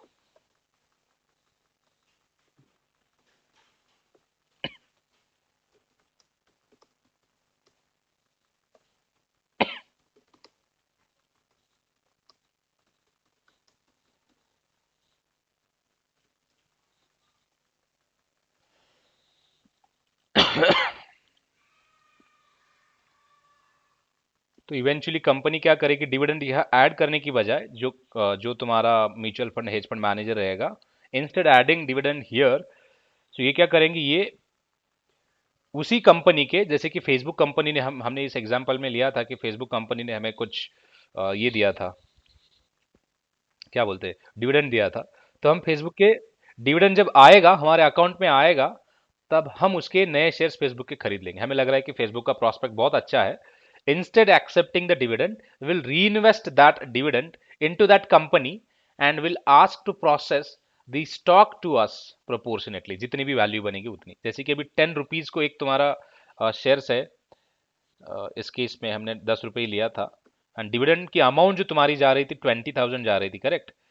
तो अगर मैं डिविडेंड डिवाइडेड बाय क्वांटिटी जो करंट मार्केट प्राइस के हिसाब से देखूं, तो इतनी क्वांटिटी मेरी 2000 क्वांटिटी है जो मैं बोल रहा हूं कि मुझे प्रोसेस कर दो। तो ये भी होता है, ये डिसीजन जो होते हैं। नहीं, ये उसके हिसाब से मैं नहीं सोच बता रहा हूँ, इवेंट के हिसाब से। ये मैं तुम्हें हेज फंड के हिसाब से इसलिए बता रहा हूँ ताकि ये लोग बोलते हैं कि डिविडेंड मुझे कंपलसरी है क्या कि इनकम एज इनकम ऐड करो एंड एनुअल कैलकुलेट करो। ठीक है, ये डिपेंड करता है कि स्ट्रेटेजी क्या बन रही है इन्वेस्टमेंट की। नहीं, मैनेजमेंट, अरे मैनेजर, देखो, जो म्यूचुअल फंड में इन्वेस्ट करते हैं ना, तुम इन्वेस्ट करोगे तो तुम हर चीज में जाके उनके इन्वॉल्व नहीं होते हो। ये पूरा जो है एक्टिविटी, ये पूरा मैनेजर लोगों का है। Hedge fund managers, mutual fund managers वो देखेंगे कि कौन सा डिसीजन वहां पे सही लग रहा है, उसके हिसाब से तुम्हें इंस्ट्रक्शंस आएंगे। तो ये मतलब ये इवेंचुअली पॉइंट ये है ना कि तुम्हें कंफ्यूज करने के लिए इधर उधर की चीजें निकाल देंगे। जरूरी है क्या, कंपलसरी है क्या। ठीक है भाई, ये तो as per treaty, as per agreement, as per chartered between two counterparts, they will decide, और the manager management, the hedge fund manager will decide whether it should be invested into that particular company instead accepting as a dividend in cash. If they invest into it, then you don't need to consider that in your income portion. वो eventually तुम्हारे outstanding holding में add हो जाएगा, क्योंकि यहाँ पे जो holdings होगी तुम्हारी, जैसे कि 2 पॉइंट इतनी बनेगी, वैल्यू भी ऊपर चेंज हो गई, टोटल वैल्यू, है ना। हाँ, तो वैसे होता है। तो डिपेंड करता है, इसलिए मैं ये इसलिए बता रहा हूँ तुम्हें एक पॉसिबल जो थिंग्स जहाँ पर मैंने तो कई बार ऐसे मतलब जब भी इंटरव्यू फेस करने जाता हूँ तो ये चीज़ पूछते हैं कि डिविडेंड देना ज़रूरी है क्या। इसलिए अभी एक टेम्पलटन, पता होगा टेम्पलटन आपको, उन्होंने जितने भी म्यूचुअल फंड होल्डर्स है उनको डिविडेंड प्रोसेस किया हुआ है। उन्होंने क्या कर दिया कि एक इनकम अकाउंट बना दिया, इनकम अकाउंट में जितना भी डिविडेंड आता है, जितना भी डिविडेंड आता है, वो डिविडेंड वो लोग जैसे ही आता है उनके हिसाब से वो अपने इन्वेस्टरों को प्रोपोर्शनेटली उनके इन्वेस्टमेंट के हिसाब से प्रोसेस कर देते हैं।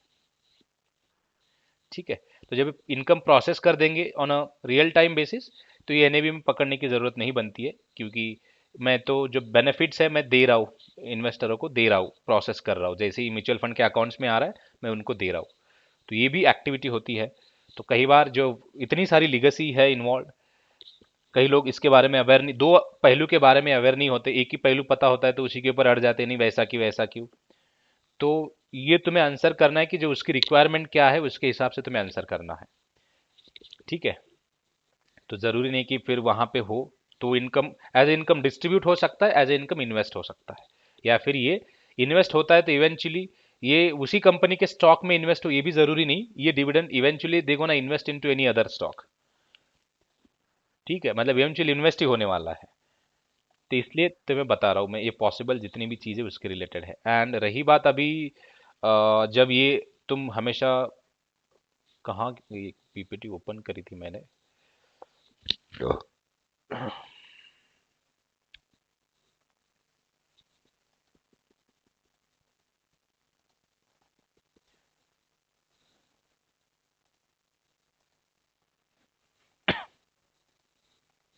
यहीं पे है ना।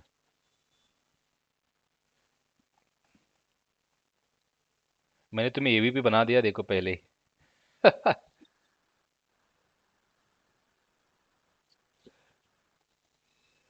अरे जिस पोजीशन के लिए बंदे आते हैं ना, मैं उन्हीं का वैसे ही नाम लिख देता हूँ, क्योंकि मुझे स्ट्राइक हो जाता है ना कि अभी, हाँ तो इसको इसके हिसाब से देना है, उसको इसके हिसाब से देना है।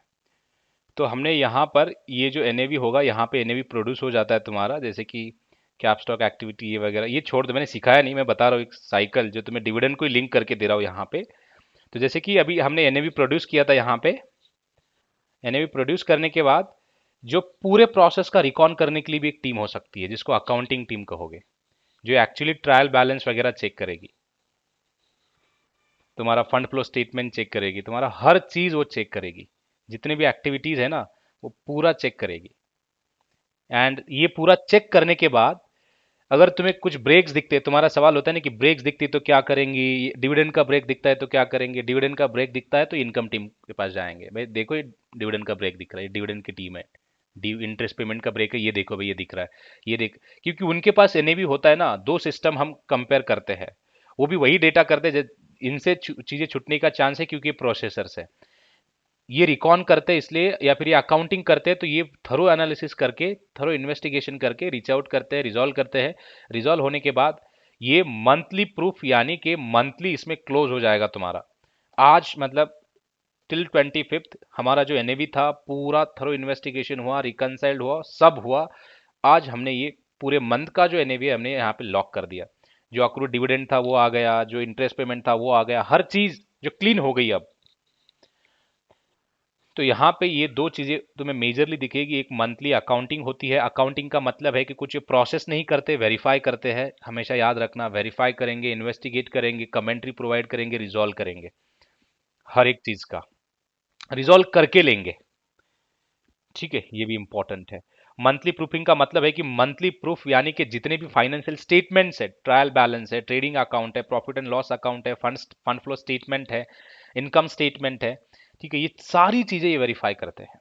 वेरीफाई इसलिए करते हैं ताकि यहाँ पे इसके बाद जो तुम्हारा फंड जाएगा, फंड एडमिन के पास जाएगा, एडमिन यानी कि तुम्हारा टीम होता है कोई, जो वहाँ पे सीएस स्पेशली बैठे हुए दिखेंगे तुम्हें, सीएस, सीएफएस, सीओस, जो जो भी लोग होते हैं, और सीएफएस वगैरह, जो कि वो are pro into the finance, and वो लोग अप्रूवल देंगे कि चलो ठीक है, ये एनएवी अप्रूव कर दिया हमने, ये जो कोटेशन आया था, ये जो जितना भी प्रूफ आए थे, सबमिट करने के बाद ये लोग अप्रूव कर देते हैं। तो यानी कि उस मंथ का एनएवी जो रिकॉर्ड होगा अकाउंटिंग के लिए, जैसे कि मानो इस केस में हमने कर दिया ये सब चीजें, तो हमारा एनएवी ये था, तो ये इसके लिए हमें अप्रूवल मिलेगा, एंड तब ये जाके एनएवी मंथली अकाउंटिंग के इसमें रिकॉर्ड हो जाता है।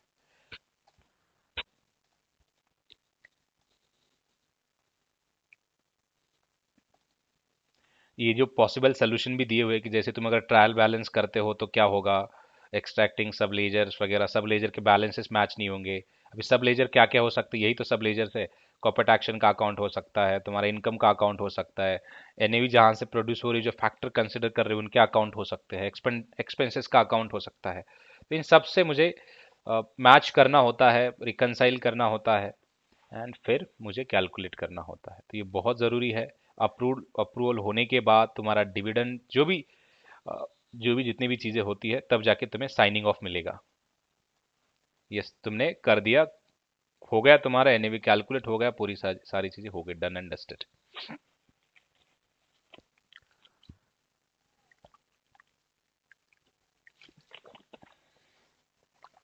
अब पता चला नहीं, इसको देखने के बाद जब डिविडेंड हमने सीखा, तो तुम्हें यहाँ पे लिंक होना चाहिए चीज़ें, यहाँ से कि कैसे चीज़ें बन रही है यहाँ पे। अभी कोई तुम्हें टीम दिखेगी, इन पूरे यहाँ तक मंथली प्रूफिंग तक एक ही बंदा काम करेगा, एक फंड देगा, एक फंड मिलेगा तुम्हें, तो एंड टू एंड उस एक फंड को तुम करो, यहां तक करो।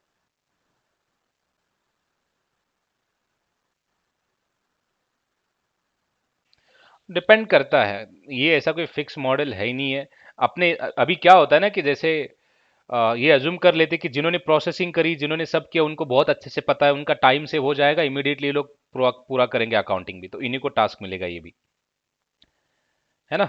अभी तुम्हें पता है ना डिविडेंड आया नहीं आया, हर चीज तुम्हें पता है, अभी मैं दूसरे टीम को, अभी तुम्हारा जो डाउट था कि भाई अभी देखो यहाँ पे अलग टीम है, यहाँ पे अलग टीम है, यहाँ पे अलग टीम है, यहाँ पे अलग टीम है, यहाँ पे अलग टीम है, एंड यहाँ पे भी अलग है, यहाँ पे भी अलग है। तो जब भी देखो कोई चीज अगर यहाँ पे आती है ना, यहाँ की जो टीम है ना, उनको हर चीज वो बिगिनिंग से चेक करनी होती है। डुप्लीकेशन ऑफ वर्क यहाँ पे बढ़ गया तुम्हारा।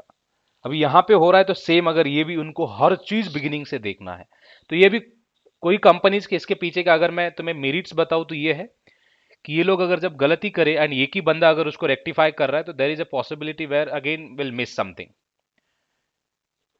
तो इसलिए कुछ कंपनीज इसके खिलाफ है, तो वो क्या करती है कि भाई नहीं, ये बंदे प्रोसेसिंग ऐसे करेंगे, कॉर्पोरेट एक्शन की वो टीम करेगी, ट्रेड प्रोसेसिंग वो अलग अलग टीम्स करेंगे, बट हम अकाउंटिंग जो है दूसरे मतलब सेपरेट एक सेटअप से करवाएंगे, ताकि वो उनकी मतलब एक नई नजर होती है ना, मैं वो अपना थरोली देख रहे हैं अपना अपना एंड ढूंढ रहे चीजें, है ना।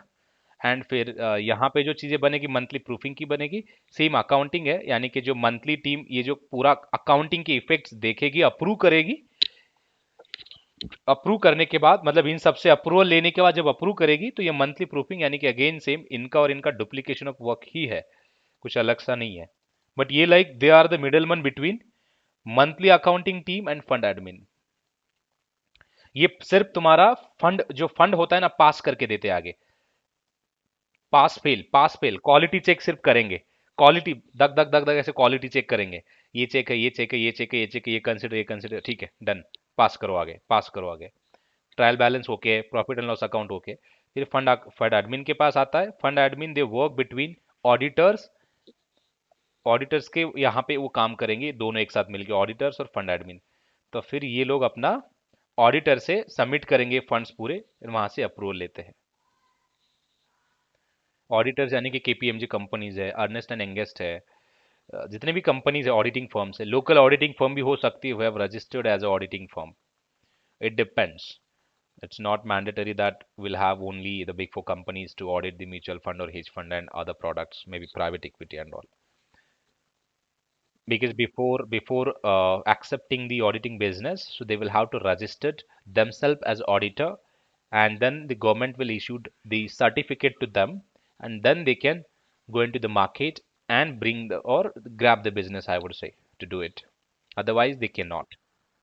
So it means auditor is like a uh, uh, they do the surveillance activity on that particular fund, and they will work between the regulator and the mutual fund administrator house or admin house। ठीक है, कुछ रहा तो वो लोग जैसे dividend में यही ले लो, डिविडेंड में कुछ उनको लग रहा है कि कंपनी ने कुछ और दिया था, इन्होंने कुछ और कंसिडर किया, जैसे कि 20,000 कंसिडर होना चाहिए था बट उन्होंने सिर्फ 10,000 ही किया। ठीक है, अगर उनको कुछ भी लग रहा है, they will escalate to the fund admin. Fund admin का काम है कि they will have to rectify the things, why you have to only this amount, what is the reason behind it। so it means you will have to provide monthly commentary as well, commentary यानी कि comment करो, provide करो data in details कि ये हुआ, ये हुआ, ये हुआ, फॉर्मेट में एक, तो वो देखेगा, वो पास करेगा, पास नहीं करेगा तो फिर से आएगा, मतलब जब तक रिजॉल्व नहीं होता तब तक अप्रूवल नहीं मिलेगा। बट ये इमीडिएटली होना चाहिए क्योंकि it will affect on the business eventually, क्योंकि इन्हें भी हम डिस्प्ले करके लोगों को बेच भी देते हैं, है ना। इसलिए तो कई सारी ऐसी चीजें हैं जो बहुत इंपॉर्टेंट हो जाती है हर चीज़ के लिए। तो जो भी जितनी भी एक्सेप्शंस होते हैं, जितनी भी चीज़ें प्रोसेस करने की होती है, जितने भी इम्पेडिमेंट्स बैरियर्स दिखते हैं, वो पूरे रिजॉल्व होनी चाहिए देन एंड देयर। एंड ये कम्युनिकेशन जो है पूरा ट्रांसपेरेंट पास होना चाहिए। एंड जब अप्रूवल मिलता है तो फिर वो डेली एनएवी या फिर monthly NAV, quarterly NAV, as per the product, mutual fund, hedge fund, private equity, वो पूरा डेटा बिग फोर कंपनी या फिर जो ऑडिटिंग फर्म्स है, in short not big four, जो भी कंपनी हो auditing firm, they will have to submit that report to the regulator. Regulator पूरे फंड देखते नहीं बैठेगा, रेगुलेटर रिपोर्ट देखेगा सिर्फ, उनकी जो टीम होगी वो सिर्फ रिपोर्ट देखेगी, रिपोर्ट के भरोसे एज्यूम कर लेगी कि पूरा मार्केट में अच्छा चल रहा है, ये फंड के साथ अच्छा चल रहा है। ताकि रेगुलेटर का काम यही है, प्रोटेक्ट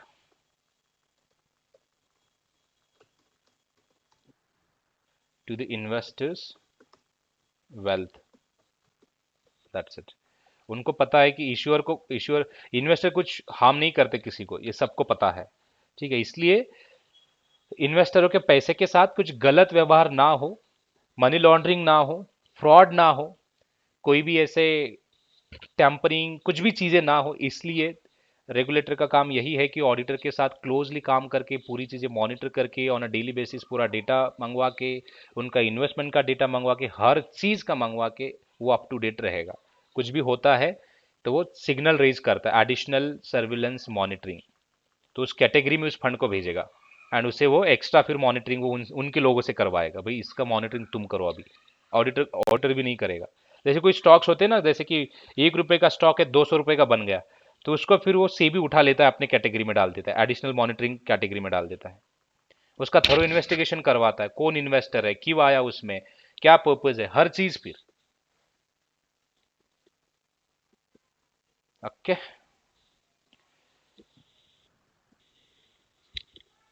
चलो मैं अभी रिकॉर्डिंग बंद कर देता हूँ, फिर तुम डाउट पूछ लेना अगर कुछ है, तो रिकॉर्डिंग बहुत लंबी बन जाती है।